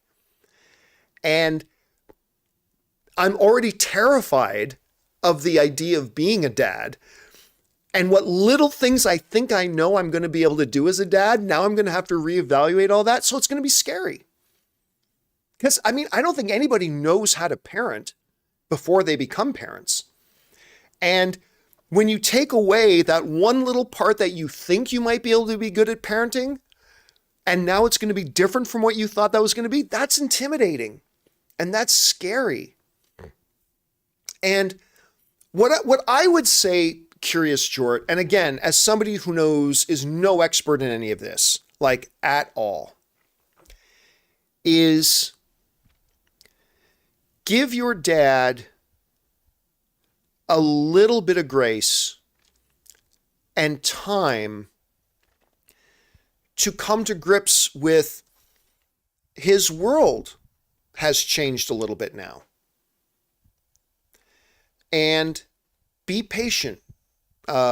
Be patient with your dad. And give him a little bit of room and give him a little bit of grace, but believe that he'll get there. And again, I say this as somebody who is no expert, like no expert at all in any of this. And again, I don't know your dad. Maybe your dad's a dick. Maybe your dad's a great guy.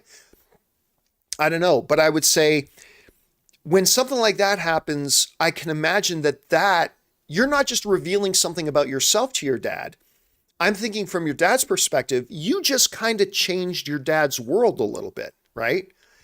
So now the world is different to your dad. And maybe even though he's supposed to be the parent and you're supposed to be the child, maybe this is one of those situations where you're the one who's got to show them patience and you're the one who's got to show them a little bit of grace and give them time.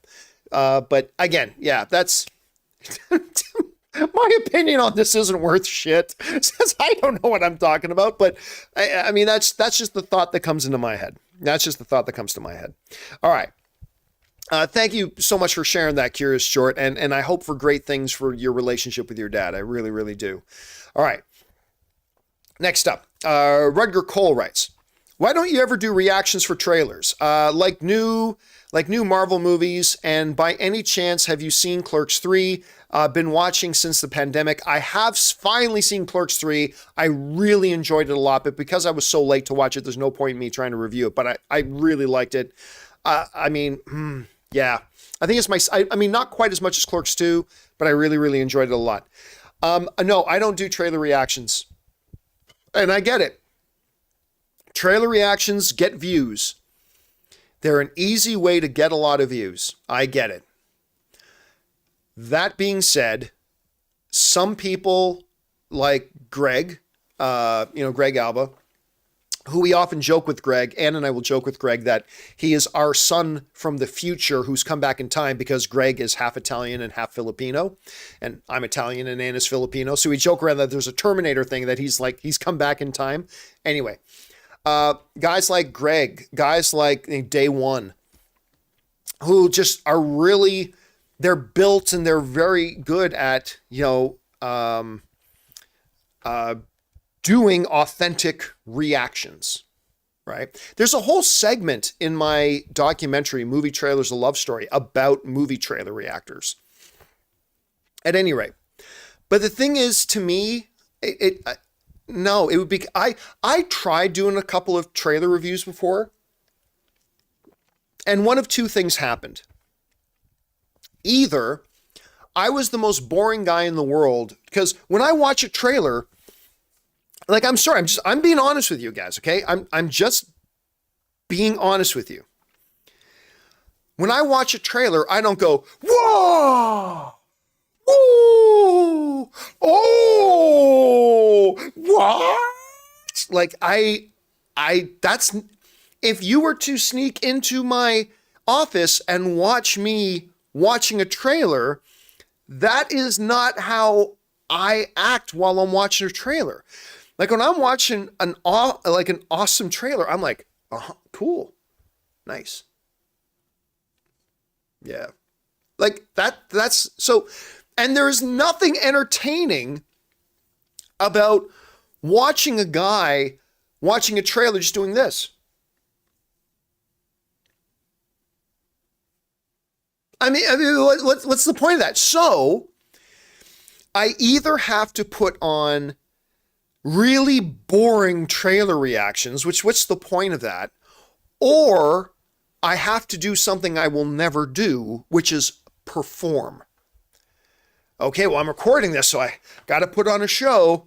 So when something big happens in the trailer, I got to go, whoa, oh my God. Ah! I ain't ever going to do that. I ain't ever going to be anything but honest. I am never going to be anything. Chris in the live chat is saying, it looks like you're watching porn. Yeah, it does, right? I'm never going to be anything but honest and true. And if that means I'm going to be boring, then I'm going to be boring. So what's the point now? What I am interested in, so that's why I don't do trailer reactions, because I think they'd be fake. I think they'd be fake. And my channel is not about, and again, this is not a thing against trailer reactors. I love some trailer reactors, believe me, but it is not my thing. Even though I know it can get me a lot of easy views. Believe me, I've been told. I have people tell me all the time, like even my business guys, like, John, are you sure you don't, got some big Marvel movies coming out. They're going to be dropping some big trailers. Can get like 200,000 or 300,000 views. It's like, I don't care. My channel's more about digging in. It's more about breaking stuff down and analysis and whatever. Now, I'll tell you what I've done before, and I might do again, which is trailer breakdowns. I don't know if I can possibly, let me ask you guys, do you guys remember in the live chat when I used to do trailer breakdowns? I only did like 4 or 5 of them, I think. Let me go on my channel here. Give me one split second here. I know I'm taking way too much time on this, but Venom trailer breakdown. John Campea. Let me see. I think Venom was one of them. Yes. Okay. Do you guys, I found it. Do you guys remember this? I did this Venom trailer. Hold on, let me see if I can get it so you guys can see it here. Give me a second. Yeah, do you remember this? Look at that. I love that thumbnail that Ray made. I think Ray made that thumbnail. Yes. So we did a couple of these. See if I can click on it here, but I'll mute it.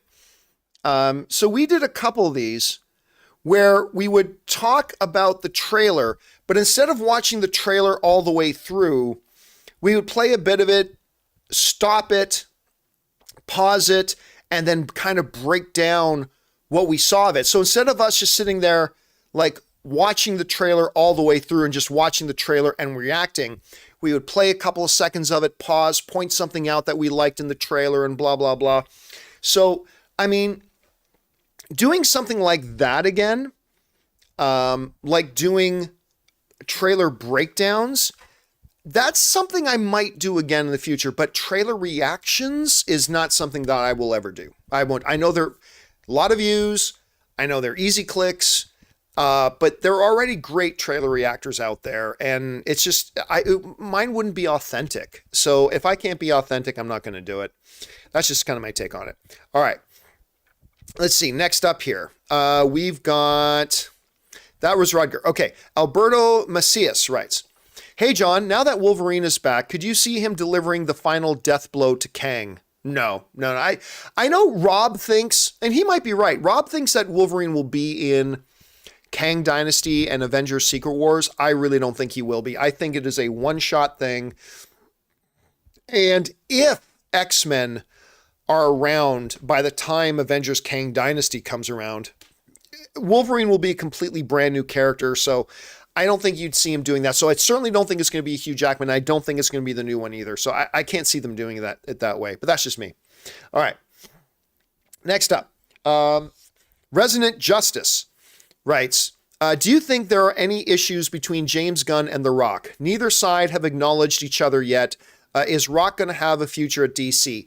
I'm going to be honest with you, Resonant. I've seen a couple people ask this question. I do not understand that line of questioning at all. I have not seen Jason Momoa or James Gunn. I haven't seen Jason Momoa or James Gunn talk about each other either. I haven't seen James Gunn talk about Gal Gadot. I haven't seen James Gunn talk about Ben Affleck. I haven't seen James Gunn talk about whatever. Who cares? It doesn't mean anything. It does not mean anything at all. Period. Like, why should, like, Rock and James Gunn have never worked together before? Why would The Rock be running out? Oh, so what does that have to do with it? Guess what? Most people involved in the DC universe haven't done that. And James Gunn hasn't written about most people. He's a studio head now. I mean, yeah, but who cares? So I know we as people love looking for drama, but sometimes in our hunger for drama, we'll make it up where it doesn't exist. And quite frankly, I think any time you see people talking about like that stuff, like, oh, Dwayne Johnson hasn't talked about, there's a million things Dwayne Johnson hasn't talked about on social media. It means nothing. Absolutely nothing. Anyway, I'm glad you brought it up, Resonant. All right, next up. Jim Nelson writes, Indy 5, the biggest film of 2023? I don't see, no. There are a lot of people who do not believe in this movie, and there are a lot of people who still have a very bad taste in their mouth of Indiana Jones and Kingdom of the Crystal Skull. Now, I believe Indiana Jones 5 can be a hit. I definitely think it can be a hit. And having a tremendous director with Mangold directing it, if it can't be Steven Spielberg, that's one of the best guys you can get to direct this film. I believe it will be good, but biggest film of the year? No, I don't. I mean, I hope I'm wrong. I mean, it'd be great if it did, but right now, no way. All right, Chris Parker sends in like a $50 super chat. Thank you, Chris. So, dude, that's incredibly generous of you. Thank you, man. Thank you so much. That's great. Okay. Chris Parker is asking, I asked for self-publishing advice a few years ago, and you told me to take my time and be sure I was ready. I did just that. Took one extra year, and now my book has sold over 30,000 copies in 12 months. Stoked and wanted to thank you for your advice. Dude, that is tremendously exciting, man. That is remarkable. Selling 30,000 units of anything is great. Dude, okay, first of all, number one, you did what 99% of people don't do. You wrote a book. How many people do we know that says, I want to write a novel someday, but never do? Right? It is not easy to do. It's not something to get yourself motivated to do. You took on the challenge and you did it and you saw it through to completion. And that in and of itself is huge. So clearly did prep 30,000 units, man. That is amazing. Congratulations on that, Chris. I hope whatever advice I gave you at the time played a little part in your tremendous success. That is fantastic. And thank you for the update on that and sharing that with us. And best of luck with the future of your book there as well, man. That's so great to hear. That is really, really exciting. And again, thank you for supporting us on that level, man. That's incredibly gracious of you. All right. Next up, Bobby Jackson writes, what were your quick thoughts on the Woman King devotion and the Fablemans? Woman King was fantastic. I mean, I was very, very, very late to Woman King, but it was tremendous. Davis is probably going to end up with an Academy Award nomination. I thought the performances across the scope were great. Some pacing issues, but other than that, I thought it was really, really good. Fablemans is not playing anywhere near me right now. I'd have to drive an hour and a half to go see it. And so I'm frankly just waiting for it to get to a theater that's a little bit closer to me. And again, Devotion, second time the other night that Ann and I had tickets and we didn't end up going because something came up. So I have not yet seen Devotion or Fablemans yet. So I'm still waiting to see both of those. All right. AK writes, John, what the heck is going on with Disney animation? I thought Strange World would be 20 to 30 million and it got under that. Yeah, but listen, I told you guys months ago that this movie was going to flop. They were not marketing it. And what little marketing they had in it was awful. Nothing about those trailers looked like something I wanted to go see. And I'm a Disney animation fan. And I had no desire to see it. They gave us this presentation at CinemaCon. I'm like, this doesn't look interesting at all. Then what commercials and trailers they put out, I was like, I have no idea what this movie's even about. Bunch of people on a really strange world. Oh, okay. That sounds like a good Saturday Night Live skit. I have no idea and I told you guys months ago this movie was going to flop. I mean, I'm not the only one. A lot of people could see that this movie was going to flop. It's not like I was the lone oracle who could see the future. A lot of people knew this movie was going to flop. And yeah, they originally projected it was going to make 30 to 40 million in its opening weekend. And I'll tell you exactly what it made. Over the long weekend, it made, over the 5-day weekend, they were projecting 30 to 40 million dollars. Over the long 5-day Thanksgiving weekend, it made 27. Its proper opening weekend numbers was 11.9 million. Get this. Strange World made 11.9 million in its opening weekend in 4,174 theaters. 4,174 theaters. All right. If you look at Knives Out, it made almost the same amount, 9.4 million, in under 700 theaters. So in 5 times less the number of theaters that Strange World opened in, and Glass Onion made like $1.8 million less on opening weekend, maybe $2 million less on opening weekend. Basically neck and neck. Basically the same. But one was in 4,000 theaters. One wasn't even in 700. Yeah. And at the same time, like I said before, they've put out their best animated projects and dumped them straight on Disney Plus. Luca, which isn't great. I don't think Luca is great, but Luca was good. Soul was really good. Turning Red is freaking fantastic. Pardon me. Sorry, guys. I got the sneezies today. They put their best films and they dumped them on Disney Plus. So I don't think there's a larger issue with Disney animation. It's just that they took their best ones and dumped them on streaming. And then what ones they did put out in theaters, they couldn't explain to the audience, be bothered to promote it to the audience, or be bothered to explain to the audience what this is. Even Lightyear, a lot of people were freaking really, Tim Allen put it really, really well. People didn't know what that movie even was. Like you say, wait, is this not a Toy Story thing? I mean, it's just very, very odd. And again, Encanto is something a little bit different, because Encanto, while it did not do well in the theaters, it became beloved. And I guarantee you, if they did like, what did Encanto make? I think it was like 260. Hold on a second. I think it was in the $260 million range. $256 million is what Encanto made worldwide.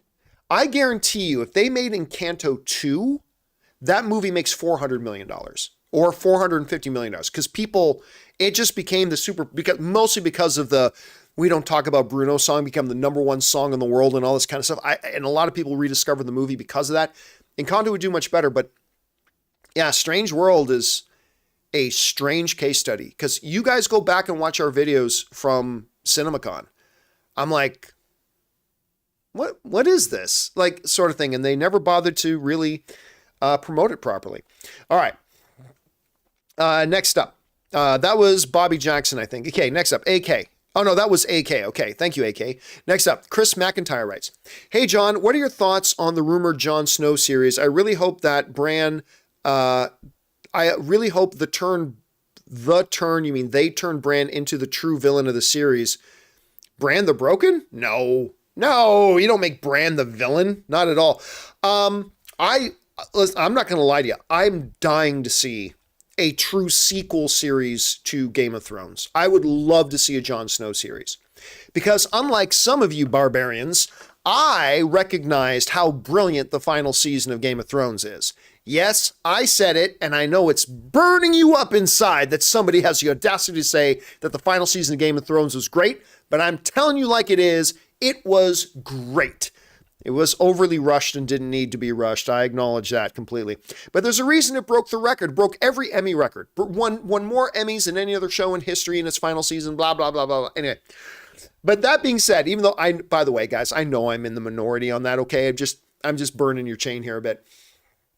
But I really did like the final season. I love the final two. Like, I love the second to last season. I really, really enjoyed the last one. But I am dying to see another, like, what happens after that? What happens after Jon Snow and the wildlings go beyond the wall? Does something happen that calls Jon Snow back to Winterfell or back to King's Landing or whatever? Maybe it's his brother, or I don't know. But no, you don't make Bran the villain. Don't make Bran the villain. Not Bran the Broken. He's great. All right. Thanks for that, Chris. Next up, Rodney Baldwin writes, "Would you be willing to share anything about your religious views? I recently left the church and wondered if you have any thoughts. I understand if you don't want to share. Much love to you." I'll tell you my basic, where I am basically on when it comes to religion and stuff like that. I don't talk about it publicly, mostly because nobody cares about what I think about what my views of religion are. But I will tell you exactly what my views on religion are. I am the opposite of an atheist. I am a theist. I am a wholeheartedly a theist. So people ask me if I believe in God and stuff like that. I absolutely do. And of course, I went to seminary. I worked in churches and stuff like that too, all that kind of stuff. But I left the church. And I did not leave the church, the North American church. I did not leave the church because I lost my faith. I left the church because I lost my faith in the church. I find that most of the church in America today is mostly nothing more than a political arm for politicians. And the church in North America today stands for a lot of things that I believe the Bible and Jesus were completely against. I'll be honest with you, as a theologian, as somebody who was a seminary student, and as somebody who's all that kind of stuff, what the North American church looks like today, it ain't Christianity. I'll tell you that right now. It is not Christianity. if Jesus were around today, I think a lot of people in the church today would like label him like something, and they would kill him all over again. That's what the church would do to Jesus today, because the church killed. I love this saying. It's not one that I came up with, but the church decided to get rid of God and recreate a new God in their own image. So really, and this is the last thing I'll say about it. Nobody cares about my religious views, but what I believe a lot of what the North American church does today, they don't actually worship God, and they certainly don't worship Jesus, and they certainly don't follow the Bible. What they do is they've recreated a new faith that is the embodiment of their own pre-existing biases, prejudices, and things like that. And they call that God now as a way to justify their own terrible behavior. But hey, that's just my thing. So I really want nothing to do with the church, unfortunately. But I remain to this day myself a theist. I am a theist. I just do not belong to a church because I don't believe in the church. But that's just me. All right. Again, and I mean that is no offense to anybody who is really into their churches. There are, by the way, I painted there with a very broad brush, and I didn't mean to. There are actually a lot of what I believe to be very loving, Bible-following, true Christian faith churches out there. I totally believe that there are. But so I don't mean to paint with an overly broad brush there, but that's my thoughts on that. So yeah. Anyway. Next up, Dildar writes, what childhood movie do you watch over and over again and not get bored of? Mine is the original 2002 Spider-Man. Star Wars.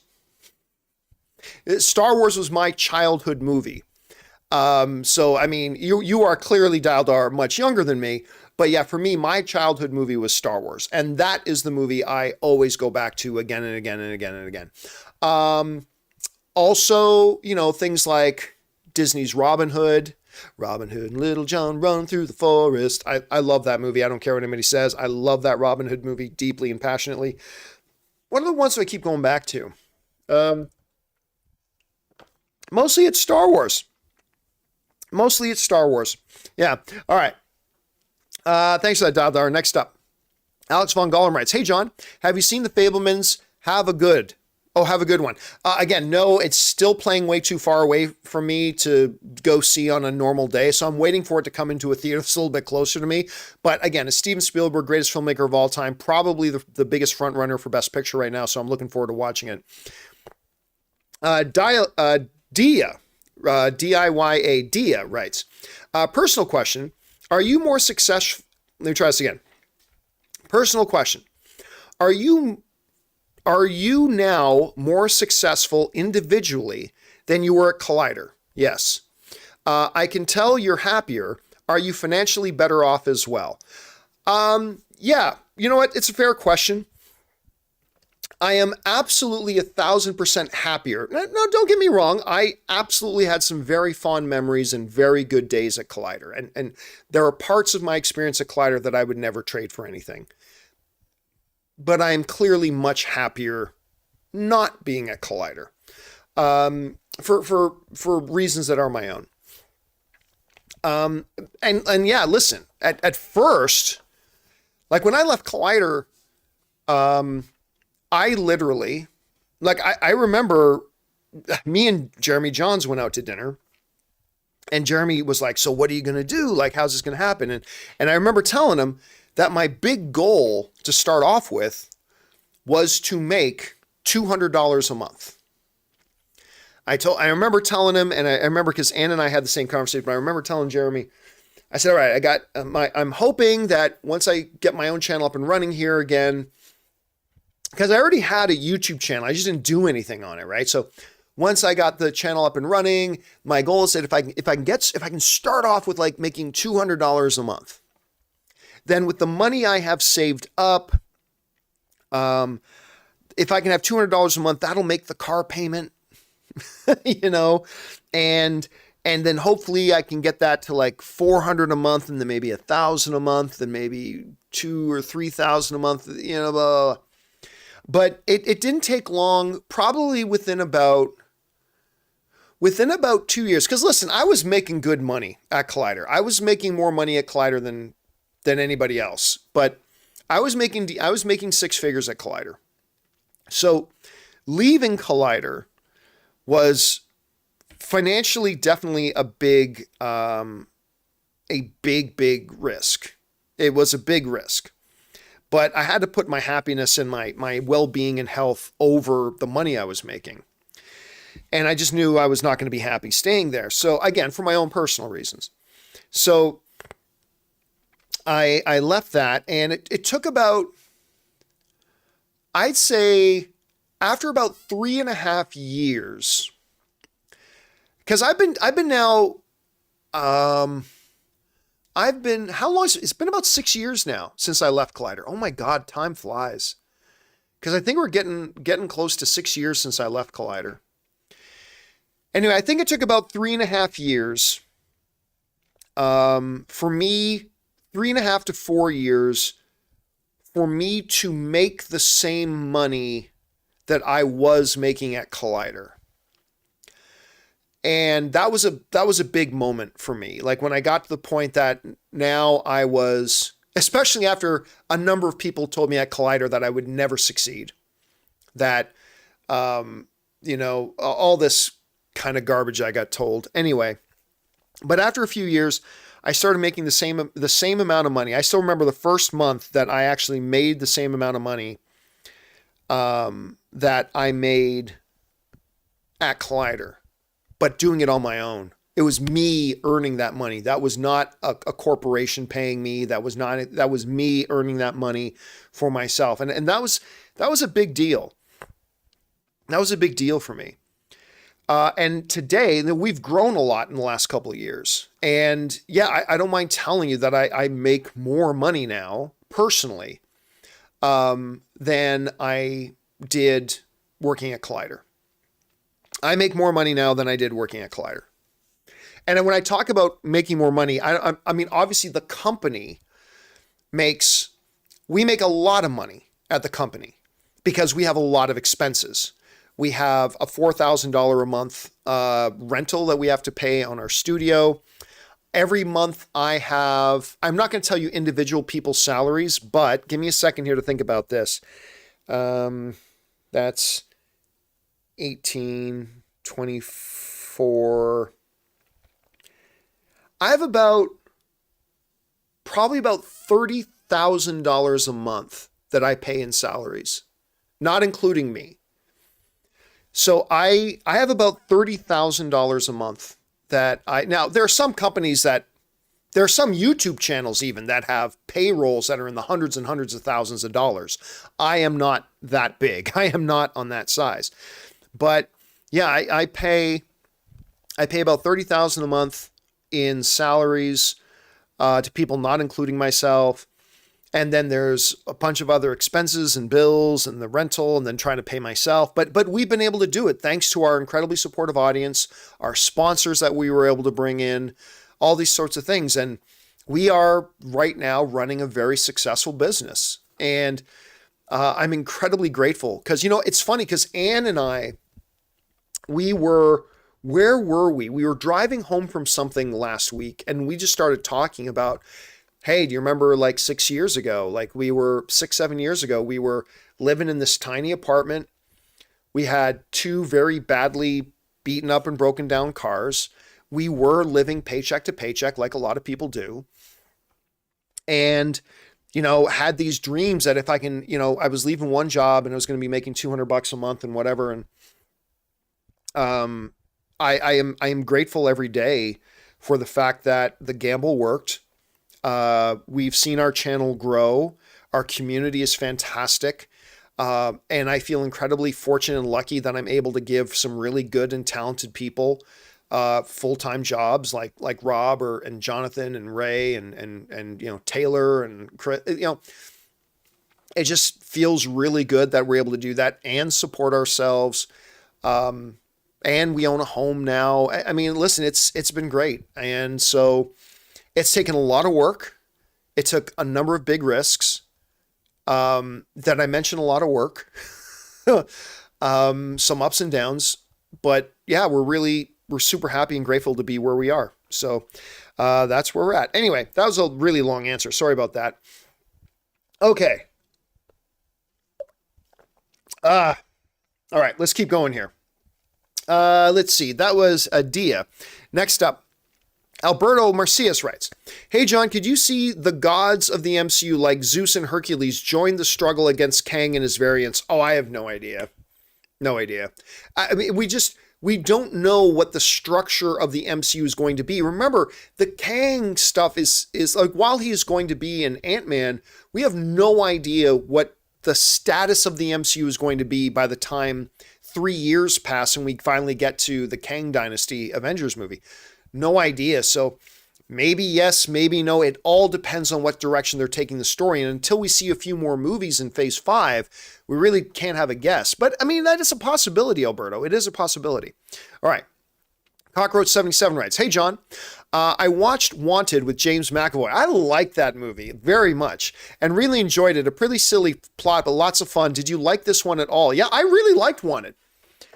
And by the way, if you go back, this one of those, somebody was asking me on the show the other day, you ever watch a movie and then like an older movie and you realize somebody who is super famous now, but you never knew who they were at that time? That's a good one because Chris Pratt is in Wanted. He's the jerk who's cheating with James McAvoy's girlfriend in it. But I mean, yeah, it's a pretty silly thing, the loom of fate, that they can read what fate wants and the weaving of the fabrics, the bending bolts. I don't care. I like that movie. I like that movie a lot, actually. All right. Mike's Movie Madness writes, "Would you ever go back to lapel mics or stick with studio mics?" Lapel mics no, there's too many problems with lapel mics. And really, to do a lapel mic, you need to do lapel mics properly in a live studio environment. You need a dedicated audio person. And Jonathan Voico, while he's running the whole show, he's got too much stuff to worry about then. And a lot of things can go wrong with lapels. And the really just bottom line is lapels don't sound as good. Like there's a reason if you watch some of the ESPN shows, and I know a lot of you don't, but when you watch the ESPN shows, which are the ones where they're more in a talk show format and they're wearing lapels, the audio is never as good as, say, like the Colin Cowherd show or stuff like that, where they actually use proper full microphones that are right up on their face and stuff like that. The audio is just never as good. And listen, a lot of people listen to our show via podcast. And when you're doing podcasts, you want that audio quality to be as good as you can. Now, I'm not going to pretend that we have the best audio quality in the world, but I think we have pretty good audio quality. So yeah, we are definitely going to be 100%. We are sticking with studio microphones. They just sound better. They just are better. There's not even a debate about it. They just are better. There are advantages with lapel mics, obviously, visually especially, but studio mics are just much better. All right. Thanks for the question, Mike. I love tech questions. All right. Jamal B. Castro writes, "Hey, John, do you think a Brandon Lee biopic would be interesting to see?" Honestly, no. Yeah, honestly, no. Look, I know it's very unpopular to say. Brandon Lee, well, a fascinating life and a tragic death. And I remember I got in a lot of trouble when I said this once, but I don't care. It is my point of view. I don't actually think Brandon Lee was that good of an actor. I mean, when you look at his other movies too, look, he had all the physicality. He could be a great action star, all that kind of stuff. But I didn't actually think he was all that good of an actor. And I know there are a lot of people who are big fans of The Crow that would beg to differ, and that's cool. That's fine. That's the wonderful thing about being movie fans together. But I honestly didn't. Yeah, let's put it this way. I wouldn't be all that interested in it. And I don't think he was a big enough star that I think there would be a lot of interest in it. But maybe I'm wrong. That's the great thing about this job and having opinions, that you can find out that you were wrong. So who knows? All right. Next up, we've got Antonio Fermi, who writes, "Hey, John, have you seen The Fabelmans yet?" No, I've already gone over that. "I'd go as far as to say that it's Spielberg's magnum opus, has a good chance of winning Best Picture." I mean, look, obviously he is, to me, the greatest filmmaker of all time. I'm dying to see this movie. And from all the major trades and everything that are talking about it, it does right now seem to be the de facto the de facto kind of lead film right now to be in the race for Best Picture. At least it seems to be the favorite right now. We'll see. All right. Thanks for giving me your opinion on that. Again, it hasn't been playing close to me where I can see it yet, so hopefully that's coming soon. All right. Max Papineau writes, "Hey, John, thoughts on Murder on the Orient Express and Death on the Nile? Both, I think, are good murder mysteries. Thanks." I'm going to be honest with you. I'm a big Kenneth Branagh fan, and I'm a big murder mystery fan. I thought Murder on the Orient Express was good, but I was also a bit disappointed with it. Considering it's one of the classic murder mysteries, considering it's one of my favorite filmmakers with Kenneth Branagh, and I really did like Hercule Poirot. I never know if I'm saying his name right. Hercule? Anyway, I thought it should have been better. And I think Death on the Nile was right around the same. I thought it was okay. I liked watching it, but neither were films that I ever felt the need of like, oh my God, I got to watch that again next week with somebody. You know what I mean? So I thought they were fine, but I was kind of hoping they would be better. At least that's my kind of take on them. All right.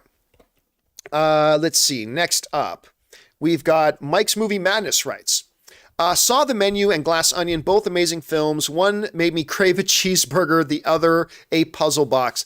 I'll tell you what, that's the first. I remember I bumped into Taylor. I didn't know this, but Taylor, my assistant Taylor, was in the same theater watching Glass Onion as me. The Menu as me, and I had no idea he was there. And he came up to me afterwards, and I was just like, dude, I don't eat a lot of burgers, but oh my God. If you've seen The Menu, you'll know what I'm talking about. Oh my God, was that not the best looking cheeseburger I think I have ever seen in my life? And when that movie ended, all I wanted was a cheeseburger. I'm just thinking about it right now. My mouth's salivating. Right now, my mouth is salivating. Just thinking about that. It looked awesome. Looks so good. All right. Jose Sanchez writes, "Hey, John, what equipment would you recommend for a home theater setup? Thank you." Well, here's the thing. I'm not really a home theater expert, right? I'm not a home theater expert. I was lucky enough that Hisense, knocked my microphone there. Hisense gave me this, there it is, this projector, this short throw projector. And yes, it sits right in front of the screen. And I went to a friend of mine who is an audiophile. I'm not an audiophile. And he recommended a Sonos surround system. So that's the Sonos, okay, there it is. That's the Sonos soundbar mounted on the wall. That's the Sonos bass subwoofer is there. Then what you don't see is along the back of the room, we have the Sonos individual speakers there. And so he calibrated it all for me. And then I got this fantastic screen. And it's a 150-inch screen. I think that's what it is, at any rate. So all I can tell you is, as somebody who's not an expert in this stuff, Hisense Pro X short throw projector, I love it, and Sonos surround sound. Again, I don't know anything about audio, like home theater audio stuff. I know a lot about computer audio, but these speakers are insane. This sound system is so good. I'm very, very impressed with it. So I see a lot of people raving about them, and now I know why. Now I get the hype. All right. Next up, Dia asks, what does it mean for somebody to be born to play a role? List how good the performance is. It how good the performance is? Heath Ledger Joker was insane, but he was born to play Joker. But was he a better fit for Joker than Robert Downey Jr. was for Tony? I think, honestly, it's just a saying. Somebody was born to play that role is really just a saying. But I think it's a saying that we come up with, Dia, when we watch a performer. I think this is how I would use it at any rate. When we get a performer who we know what their particular attributes and strengths and personality and characteristics are, and then that performer gets matched with a role that is so perfect for them, that actor's particular personality, strengths, characteristics, idiosyncrasies, like all that type of stuff that they have as a performer are just such a perfect fit for that role that we then use the saying they were born to play that role. I mean, I think a great example of that, by the way, I don't think Heath Ledger was born to play Joker. I think that was just a remarkable performance.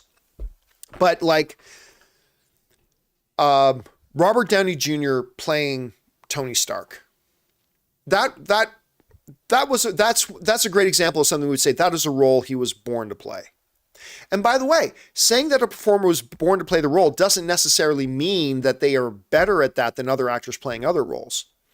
Like, I don't think Daniel Day-Lewis was born to play the role in There Will Be Blood, but that was the greatest performance in the history of movies, in my opinion. But I don't think he was born to play that role, even though I think that is the single greatest acting performance of any actor in history. But yeah, Ryan Reynolds was born to play Deadpool. I mean, when you saw it on screen and you understand Ryan Reynolds' personality and then you match it with what this character was that they brought to life there, I mean, he was born to play that role. So yeah, it's just a saying that we as film fans attribute this to an actor when we just think it was such a perfect pairing. Not that the actor was great in the role, but it was just a perfect pairing. At least that's how I've always seen it. Great question, Dia. All right. Alberto writes, John, do you think Diego Luna could have pumped more life into the Star Wars sequels? No, he's just an actor. The question is, what is the character? How is the character written? I don't think that just, plucking out and taking an actor and dropping them into something will magically change anything. So I think the people writing Andor, if they had written for some of the other Star Wars projects, it could have breathed more life in. I would give more of that credit to the writers personally, but that's just me. All right. Next up, by the way, how good is Andor? It's so good. Addison writes, saw a double feature of The Menu and Bones and All and was strangely hungry after the movie about cannibalism, but then craved a cheeseburger after The Menu. That is another one Ann and I haven't seen yet, but that is one that Ann wants me to hold off on seeing until I can see it with her. So we're hopefully going to see it in the next couple of days because it is playing near me. So hopefully I'm going to get to see it Monday or Tuesday with her. But it's got Timothée Chalamet in it, who is not my favorite actor, but I think as I look at all the younger actors in Hollywood, Timothée Chalamet has the most potential to be the next Daniel Day-Lewis. I'm not saying he's going to be the next Daniel Day-Lewis, but I think out of all the actors that are working today, particularly in the younger generation, I think Timothée Chalamet is the guy, the actor with the best potential to become the next Daniel Day-Lewis. All right. Next up, Joshua Langston writes, hey, John, after Indy 5, what do you think is the future of the Indiana Jones IP? Recast, reboot, or animated Disney Plus series? Harrison is done after this one. I think they reboot it. I think they reboot. They take Indy back to the era of fighting Nazis, which I think he's probably going to be doing in this movie too. Indiana Jones is at his best when he's fighting Nazis. You get a new actor, you go back to tell new tales of Indiana Jones. Now, I don't think they're going to do it immediately. I think there's going to probably be 3, 4, 5 years after Indiana Jones 5. And by the way, this will also greatly depend on how successful or not successful Indiana Jones 5 is. So we'll see. But yeah, I think the key is to reboot it. At least that's what I think they should do. That's my opinion at any rate. But we'll see how we feel after Indiana Jones 5. All right. City Swift writes, any punk bands you like, John? I'll be honest with you. I was never really into punk. Just being real with you. Now, look, I'm not into country, but there are some country songs, not Dirt on My Boots, but there are some country songs that I actually quite like. There's a number of Chris Stapleton songs I actually really quite like. Same is true of punk. I was never really into punk, but there are some really, really good punk stuff that I enjoy too, but there was never any particular band that I was really into. All right. Liam Jones sends in a $20 super chat. Thank you, Liam Jones, so much, man. Liam writes, hey, John, just showing support. Thank you so much, dude. I appreciate that. I live across the world in Tasmania and rarely catch a live show. I randomly came across your show, I think, in the broom closet days when you were talking to Schnepp via Skype. Love your work. Dude, that's going back a ways. I mean, that's not quite as far back as, say, the movie blog days, but that is in and of itself going back quite a ways. Yeah, the broom closet days were good days. I mean, they were a struggle. I remember back when we had our first AMC Movie News office, and it was in that converted storage closet at the AMC Burbank 16. And we set up a little studio in there. Do you know we didn't even have internet service in there? It's true. We even talked to the building's internet service provider, and it was going to cost $30,000 for them to have to jackhammer up a whole bunch of concrete out in the pavilion to run lines and cable to come into this converted storage building that we were in. And AMC wasn't about to put up $30,000 for that. So we literally had to walk down the street to go to a Sprint store, because there was a Sprint store just up the street from the movie theater. And we had to go in there and we had to buy a 4G wireless hotspot box. Not 5G, not something wired. It was a 4G wireless hotspot box. And that Sprint 4G wireless hotspot box was our internet for the AMC Movie News studio. That's what we did all of our work on. That's what we streamed on. That's why we often had problems, because it wasn't a real reliable signal. But yeah, for those couple of years that we were in the storage closet, it was all off of a 4G LTE hotspot box, because we couldn't afford to run internet into the building. But those were the days. All right, thanks for writing that in, Lee, and I appreciate that. All right, next up, CJ Rebirth writes, Return of the Jedi is my top Star Wars movie, mine too, because after growing up with the prequels, rewatching Episode 6 and seeing Vader save Luke, being unmasked and so on felt perfect. Again, listen, when people ask me my favorite Star Wars movie, you got to understand that when I'm doing my top 10 movies of all time and everything, and maybe some would consider this cheating, but I don't give a fuck. I count New Hope, Empire, and Return of the Jedi as just one thing. That's Star Wars. Like when I say Star Wars, I'm kind of referring to New Hope, Empire, and Jedi. And they're really 1A and 1B. They're all perfect. But Return of the Jedi is my favorite. It just had so much in it that I absolutely adored. The greatest space battle scene in cinematic history, with the Battle of the Death Star. The greatest scene ever in Star Wars with the throne room confrontation between Luke, Vader, and the Emperor. That's one of the all-time greats. The whole thing at Jabba's palace is utterly fantastic. I mean, everything about it is fantastic. I even love the Ewoks. Screw you, I love the Ewoks. The juxtaposition of them, of nature versus the industrial world, was beautiful and poignant. I love what George Lucas did with that. But yeah, Jedi is also my favorite. All right. Let's see. Where are we at now? We're at the Swifties, who writes, Gunn is the worst. First, he kills off my boy Rick Flag. Then he had the audacity to make me cry at the end of the holiday special. F Gunn. You know what's funny? Ray is, I'm not joking. Ray is still to this day very angry and refused to watch. I'm not kidding. Ray refuses to watch Peacemaker. He refuses to watch it because he cannot get over that Peacemaker killed Rick Flag. Ray loved the Rick Flag character. Loved him. And he was so pissed off that Peacemaker killed Rick Flag that he will not watch Peacemaker. That's how angry he is. I tried to tell him, dude, you'd love Peacemaker. It's like the best show. It's the best DC show of all time. You'll love it. No, man.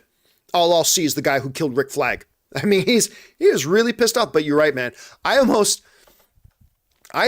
decided not to, just in case he didn't catch my sarcasm, but I almost dropped James Gunn a note to say, fuck you, Gunn, for making me cry at the end of the holiday special. But I thought, you know what, he might not understand the spirit in which that was meant, so I decided not to write it. But yeah, right? Like at the end of the holiday special, even like I wasn't crying, like, but I mean, I realized I had like a little tear forming in the side of my eye. I mean, it's totally emotional. I loved it. All right. Let's see here. That was the Swifties. Next up, Ryan Gerger writes, should I watch the Willow movie before the show or not? Impossible for me to say since I haven't seen the show. Like without seeing the show, I have no idea if watching the movie is a prerequisite or not. I mean, listen, it's always helpful if you go back and watch the original movie first, but I have a feeling that this Willow series is going to be done in such a way that if you didn't watch the original movie, you'll probably be okay. I mean, all other things being equal, if you have the choice to watch the original movie, sure, watch the original movie. But I have a feeling you'll be okay if you don't. But again, I can't say that with any authority since I haven't seen the show, so I don't know how to answer that question definitively. All right, next up, Freddie Lane writes, how was your Sunday? Did you do anything fun? I got up early, watched Canada lose in the World Cup. And then it was said goodbye to my wife because my wife went off for the day to that place I will never go to again, Disneyland. She went, Anne still goes to Disneyland. I do not. But Anne went to Disneyland with some friends of ours for the day. And then I watched some football. I did some work. And now we're doing the show. So that has been my Sunday so far. It's been a good Sunday. It's been a good Sunday. All right. Let's keep going here. Next up. We've got, who was that? That was Freddie Lane who wrote that. Next up, we got Braden, who writes, I've been loving Andor, top tier. Would you and Rob run a train on Kathleen Kennedy if we got 5 seasons? I'm not even going to bother answering that. Dan Ketchum, has Dwayne Johnson accepted that Black Adam has to lose to Superman if it happens? Well, I'll tell you what, one of the things that I have loved about Dwayne Johnson's comments about Superman is Dwayne Johnson was very specific when he was talking about, he says, Black Adam is the most unstoppable force on the planet. But, says Dwayne Johnson, there's somebody else who is the most unstoppable force in the universe. And of course, he's talking about Superman. That makes me appreciate Dwayne "The Rock" Johnson so much that he's already acknowledging, hey, Black Adam's cool. Black Adam's important. Black Adam has a major role to play in the DC universe. But make no mistake, Superman is daddy. Superman is daddy. He is the most unstoppable force in all the worlds, in all the universes. It's Superman. And as much as you guys know, I'm a huge, what should Vin Diesel fans call themselves? Deezies? Vinnies? I don't know. I'll call myself a Vinny. You know I'm a Vinny. I love Vin Diesel. I love the dude so much. But that's something Vin Diesel would never do. He would never let himself lose a fight. Vin Diesel would never, ever, ever, ever let the character he is playing, particularly if it's Dom can't lose a fight. Whereas Dwayne Johnson's already like, yeah, I'm Black Adam. Black Adam's the coolest, but Superman is daddy. I mean, that just makes me respect him a lot more. So, yes, he's not only has he accepted it, Dan, he talks about it openly. All right. Armando writes, hey, John, do you prefer Bryce Dallas Howard as an actress or as a director more? Listen, I'll tell you what, I like her very much as an actress, but I think what she has been doing as a director is something special. She's a good actress. I like Bryce Dallas Howard as an actress. But she is her father's daughter, man. Her dad, lest you forget, is Ron Howard, one of the truly great filmmakers. I'd say there's an argument that Ron Howard belongs in the top 20, the discussion of the top 20 directors of all time. I think he's a special filmmaker. And when she's directing, you can tell she is her father's daughter. And I'm going to tell you something I probably shouldn't tell you, but I'll tell you. So I did this thing on the John Campea Show. This is going back a bit. After we saw a couple of her episodes in the Star Wars world there that she directed. And I was so blown away by how she handled it, and just such a deft hand that she had in directing these episodes. I totally loved what she did. And I raved about her. Like, I'm like, oh my God, give this woman a movie. Give her a full-blown feature film. I want to see what she can do with a full-blown feature film. Blah, blah, blah. I just raved and raved and raved. And this happens sometimes when we don't talk about it on the show. But I will tell you this one time just because you brought it up. She actually then dropped me a message on Instagram. She sent me a DM on Instagram, and I have never had any communication with Bryce Dallas Howard.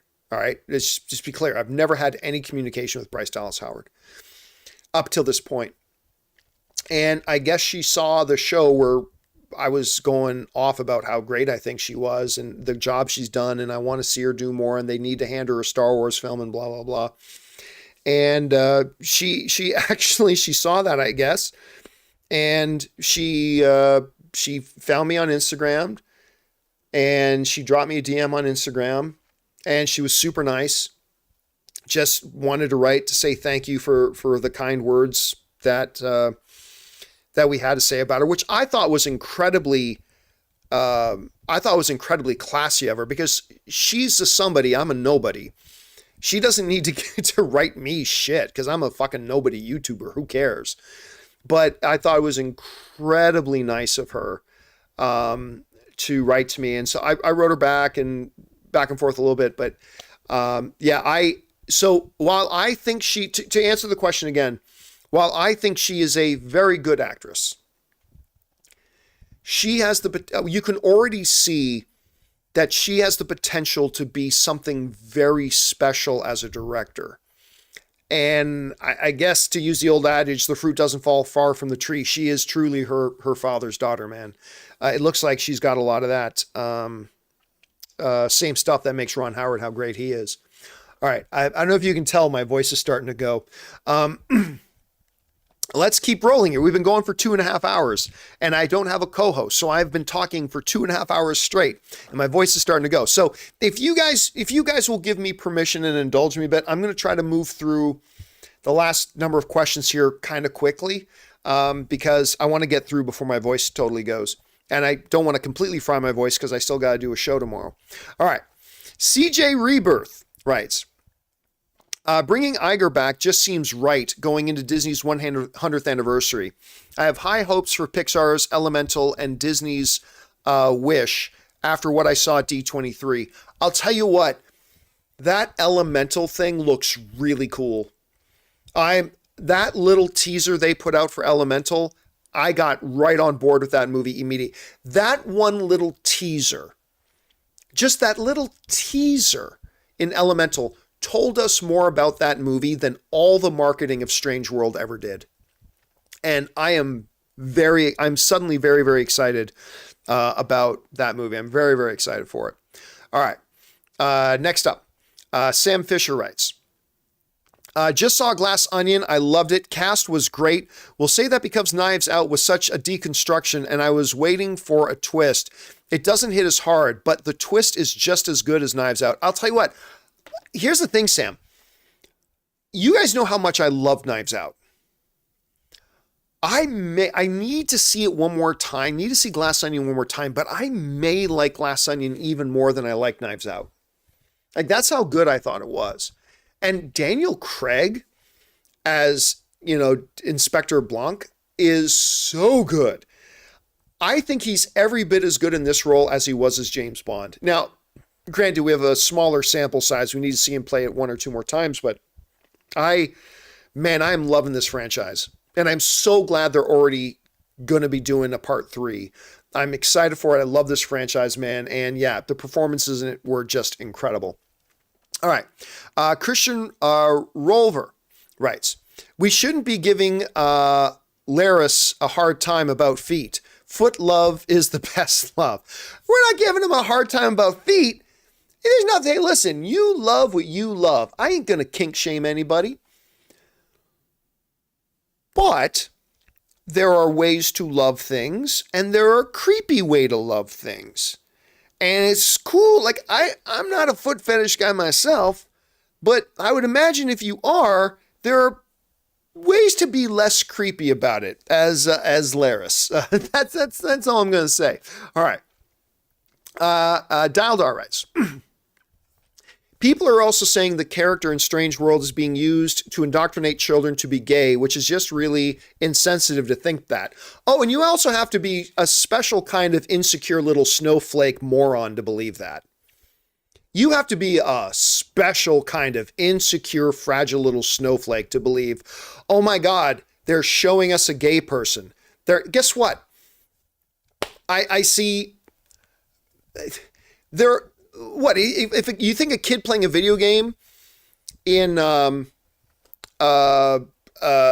what's Grand Theft, you think a kid playing a video game in Grand Theft Auto, playing somebody, like you're playing a character in a game, you're playing a game, and they're robbing banks. Is that indoctrinating your kids to be bank robbers? Of course not. You'd have to be an idiot to think that.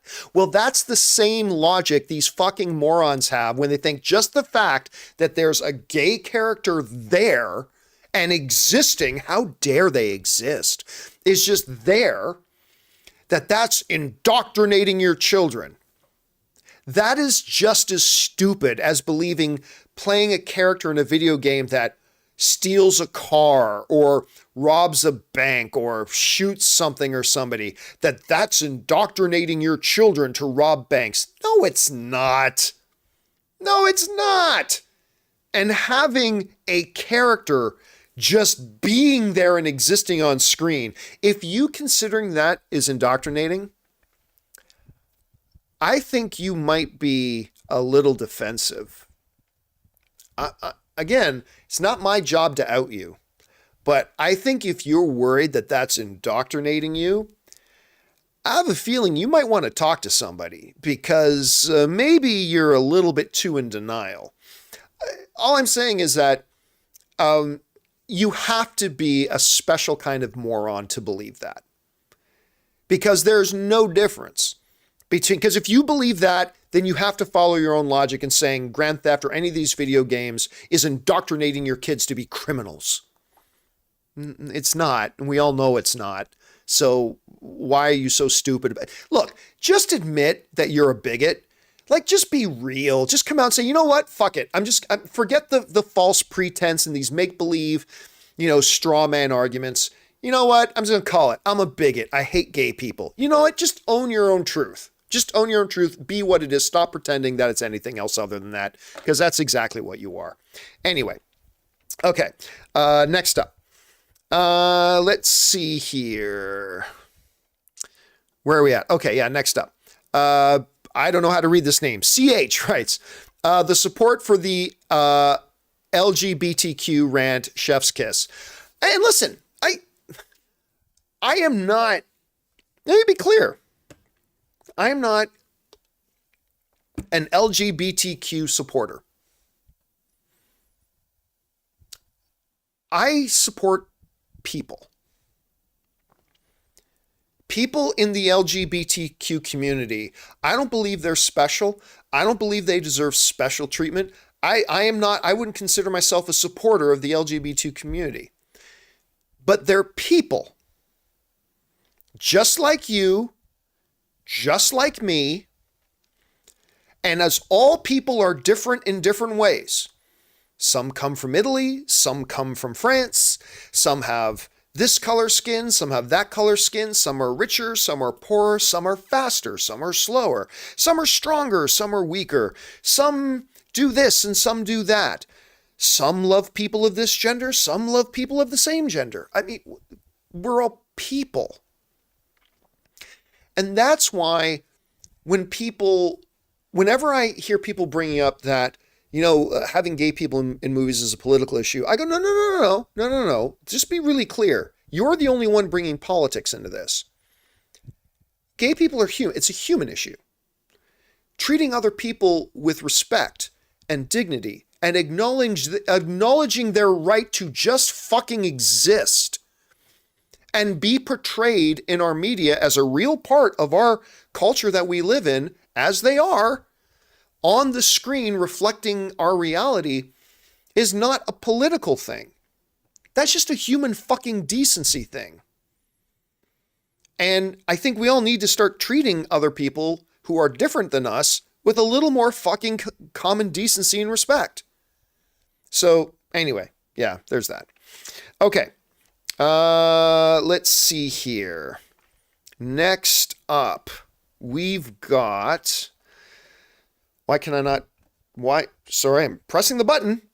Press. There it is.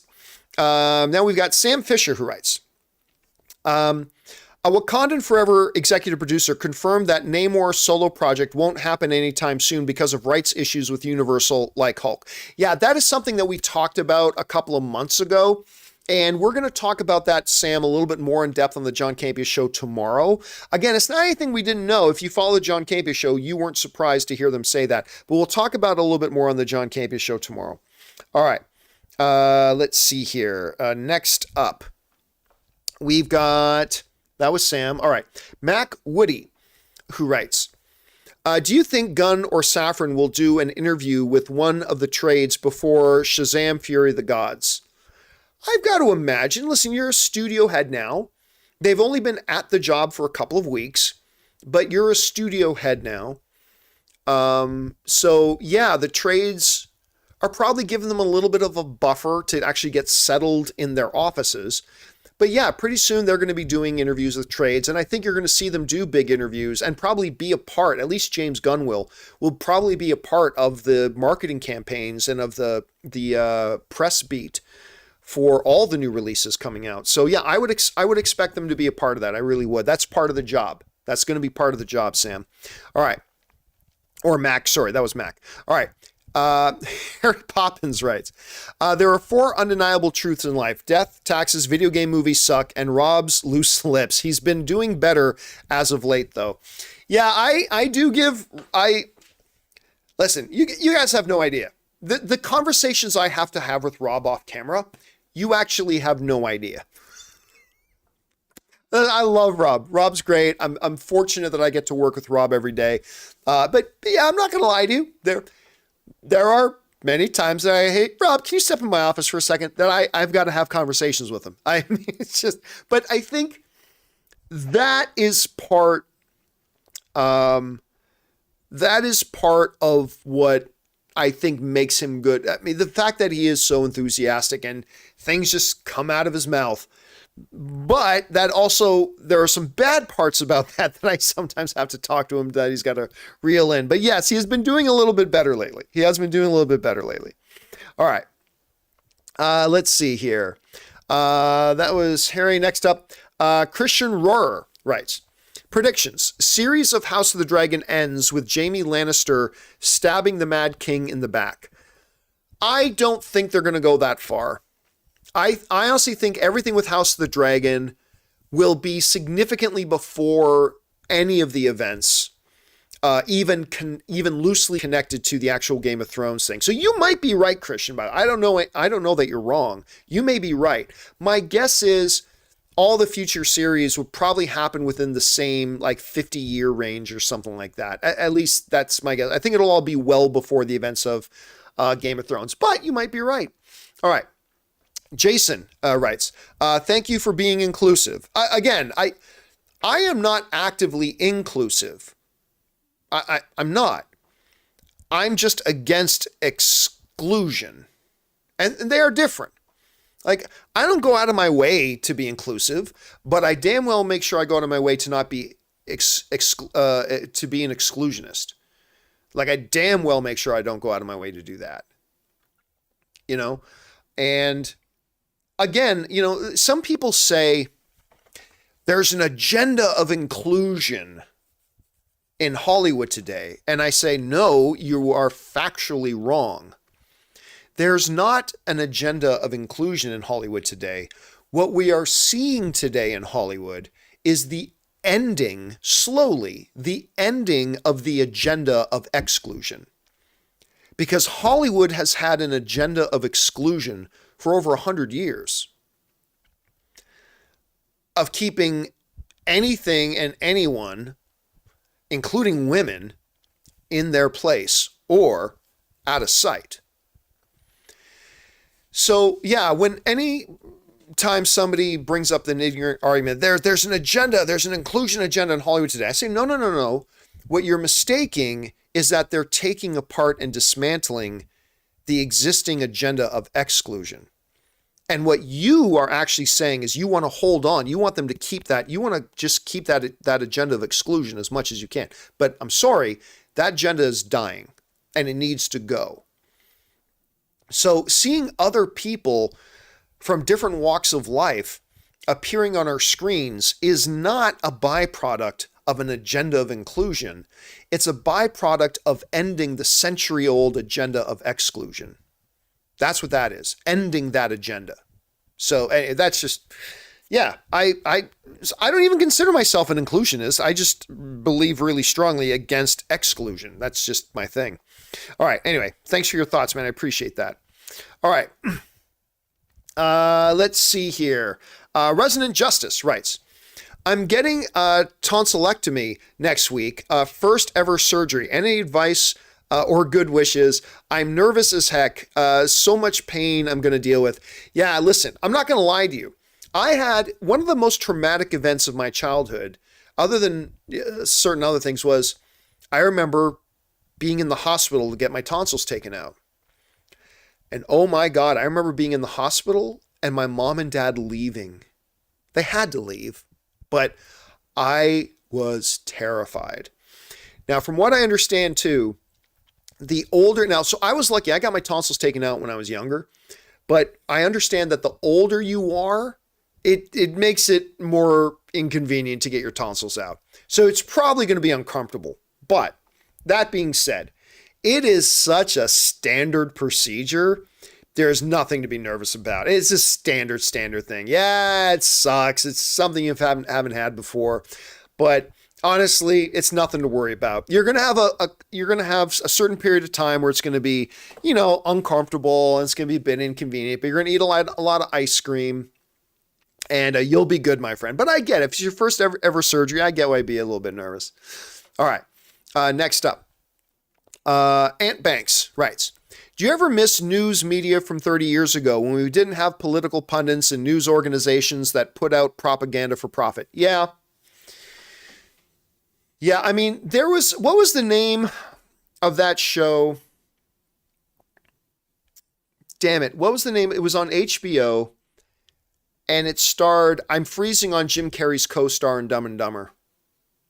Why am I suddenly free? I love this guy. Anyway, you guys know who I'm talking about. Newsroom. Thank you, M. Joseph. Yeah, Newsroom was great about that, about talking about the difference that there was an era when television networks were given a license to be on air, but a part of that right to have a license was they had to use a certain amount of programming time in their day to be news. And, that's why I don't watch. I mean, it's difficult to find, news organizations that don't have a strict political slant. Like some are better than others. Like CBS is pretty good. ABC News is pretty good. Things like that. Routers is pretty good. But like, I can't watch MSNBC. I just can't watch it.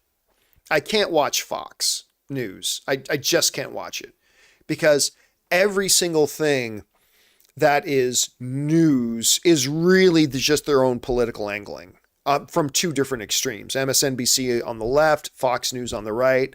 Then you get more extreme examples of that on the right and some more extreme examples on the, but yeah, I miss the days of this just being the news. But now too, it's not just the news. The problem is the audience. The problem is the audience today. Because honestly, the news is really, the way news works today is really just a reflection of how the audience see things. Because, there used to be a day when we believed in facts and information and real things and real truth. We now live in an era of alternative facts. I'll still never forget the first time I saw that one lady say that on television. Well, yeah, but we believe in alternative facts. Yeah, there's a word for alternative facts. It's called lies. But here's the thing. We as people, the way the news works today is just a reflection for how we in society take our stuff. It doesn't matter what the facts are. Listen, I'm not trying to get into anything one thing or the other. I'm just using, there are examples of go at this from the left as well, but this is just an example, okay? There was an election in the United States. And by the way, there are a lot of Republicans who will tell you this, that are fully are behind this. There was an election in the United States. Somebody won and somebody lost. And on the side that lost, they created this fiction, this make-believe work of fiction, that there was actually a stolen election and all this kind of stuff. There were literally, I believe the number is 62 court cases, many of which were resided over by Republican appointed judges. And in all 62 of those court cases where evidence has to be presented, the courts found 62 out of 62 with Democratic appointed judges and Republican appointed judges and all that kind of stuff. 62 out of 62. In a court of law where facts matter, 62 out of 62 said that no, there's not. There's no problem here. The election was the election. You lost. Like these stories you go around saying, oh, there was stolen this and stolen that. You bring the evidence to the court. And there was no evidence. And that's why they lost 62 out of 62. But see, the point is that we live in a world where both people who are rich and poor, straight and gay, liberal, conservative, doesn't matter. We have a big segment of our population today that just will believe what they want to believe. Facts be damned. Facts be damned. You know, they just say, I just don't believe it. Well, okay, you can say you don't believe it, but literally here is the real evidence. Doesn't matter. I don't believe it. And so when you have a society, both on the left and the right, the rich and the poor, the straight and the gay, the white and the black, all of us who kind of have that mentality that, you know, the things that the facts we don't like, we'll just say those aren't facts. And because we as a people are becoming more and more like that, the news organizations are becoming more and more a service to that and a reflection of that. They just recognize that, hey, people just want to hear what they want to hear. So let's tell them what they want to hear. Regardless of whether it's true or not, regardless of whether there's evidence of it or not, regardless of whether it's left, right, up, down, straight, center, whatever, let's just tell them what they want to hear. And let's only push that agenda. That's why I can't watch MSNBC, and that's why I can't watch Fox or networks like them. Because these are, and I know I've gone way too long on this, I'm sorry, but it just kind of reflects that we've become a people where we have been taught and told that, hey, facts don't really matter. It's whatever you think. And if there's a fact that's presented that isn't in line with what you think, just dismiss it. Just say, call it fake news or call it whatever, or just ignore it. Doesn't matter. All that matters is what you think and that you gather around you a bunch of people who think the same way you do. Anyway, that's why the news today is like that, is because we have become like that. There are some people who are going to tell you the news outlets have made us this way. I disagree. I think we're the ones who have made the news that way. And I think if we want the news to change, then we as a people have to change and start getting back to, hey, truth matters. Facts matter. You don't get to make up your own facts. Anyway, that's just kind of my take on that, but who cares? All right, next up, we've got Mac Woodley writes, sorry, an interview with the trades discussing DC future. Do you think San Diego Comic-Con 2023 will be when we get an idea of what DC Studios will do? Thanks, John. No, I don't think it'll be that late, because that's not for another 7 months. I think we are going to have a much better picture, a very clear picture of what the direction of DC is going to be long before San Diego Comic-Con comes around. Now, I believe DC will do a big presentation at San Diego Comic-Con for sure. But again, that is 7 months away. And I don't think we're going to have to wait that long to hear what James Gunn's plan is for the future. But I think we're going to probably get something in the next couple of months, probably very, very early in 2023. I think we'll get a better picture there. All right. Let's see here. Boone Lee Tan writes, John, have you checked out Wednesday yet? I have not checked out Wednesday yet. I had to be out of town for a lot of yesterday. There's a reason I'm holding up my phone here. And the reason I'm holding up my phone, I'm in my email. I'm not in my text messages. Hold on a second. There we go. Yeah, I got a text message while I was out of town. Where'd it go? I lost it. Anyway, Ann texted me yesterday when I was out of town doing something. And she said, oh my God, I'm watching. Yeah, here it is. It's right here. She sent me this message say, this Wednesday show is already awesome and I haven't finished episode 1 yet. So Ann started watching Wednesday last night and she loved it. So I told her, okay, well, finish watching whatever episode you're on now. I think she's on episode 3. I said, I'll get caught up and then we'll watch the rest of it together. So I haven't today had a chance to do that because there was the Canada game that I wanted to watch some football and I'm working. But I am going to get caught up on Wednesday because Ann says it's really good. So I'm looking forward to checking it out. All right. Next up, Spencer Nielsen writes, I moved to LA a few weeks back. Nice. Leaving my whole family and twin brother. The Guardians holiday special meant a lot to me. A sibling really is a gift. Oh, that's awesome. Yeah. I listen, I'll tell you what. I have been living outside of Canada now for about 13 years. And Christmas is when I feel it the most. Christmas is when I feel it the most, being away from family. And so I can imagine, especially being your first Christmas, as this is going to be, living away from your family, that would probably did mean a lot to you. So I love that you felt that way, Spencer. Thanks for sharing that thought, man. All right. Next up, Comic Doctor writes, hey, John, what CPU do you use in your main computer? Well, my main computer, it was a PC for a long time, but once we moved into the new offices a few months ago, I started using a Mac Studio with the M1 Ultra chip. That's their top of the line chip right now, the M1 Ultra. So yeah, my currently CPU is an M1 Ultra. The main CPU in the studio PC, because our main computer in the studio that runs the show, the John Campea Show, is still a PC.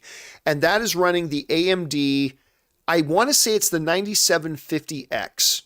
It's their, it's the Ryzen, yeah, I think it's the 9750X. It's the 16 core, 32 thread CPU. That's the one we use in there. But the one I use in my office is an M1 Ultra.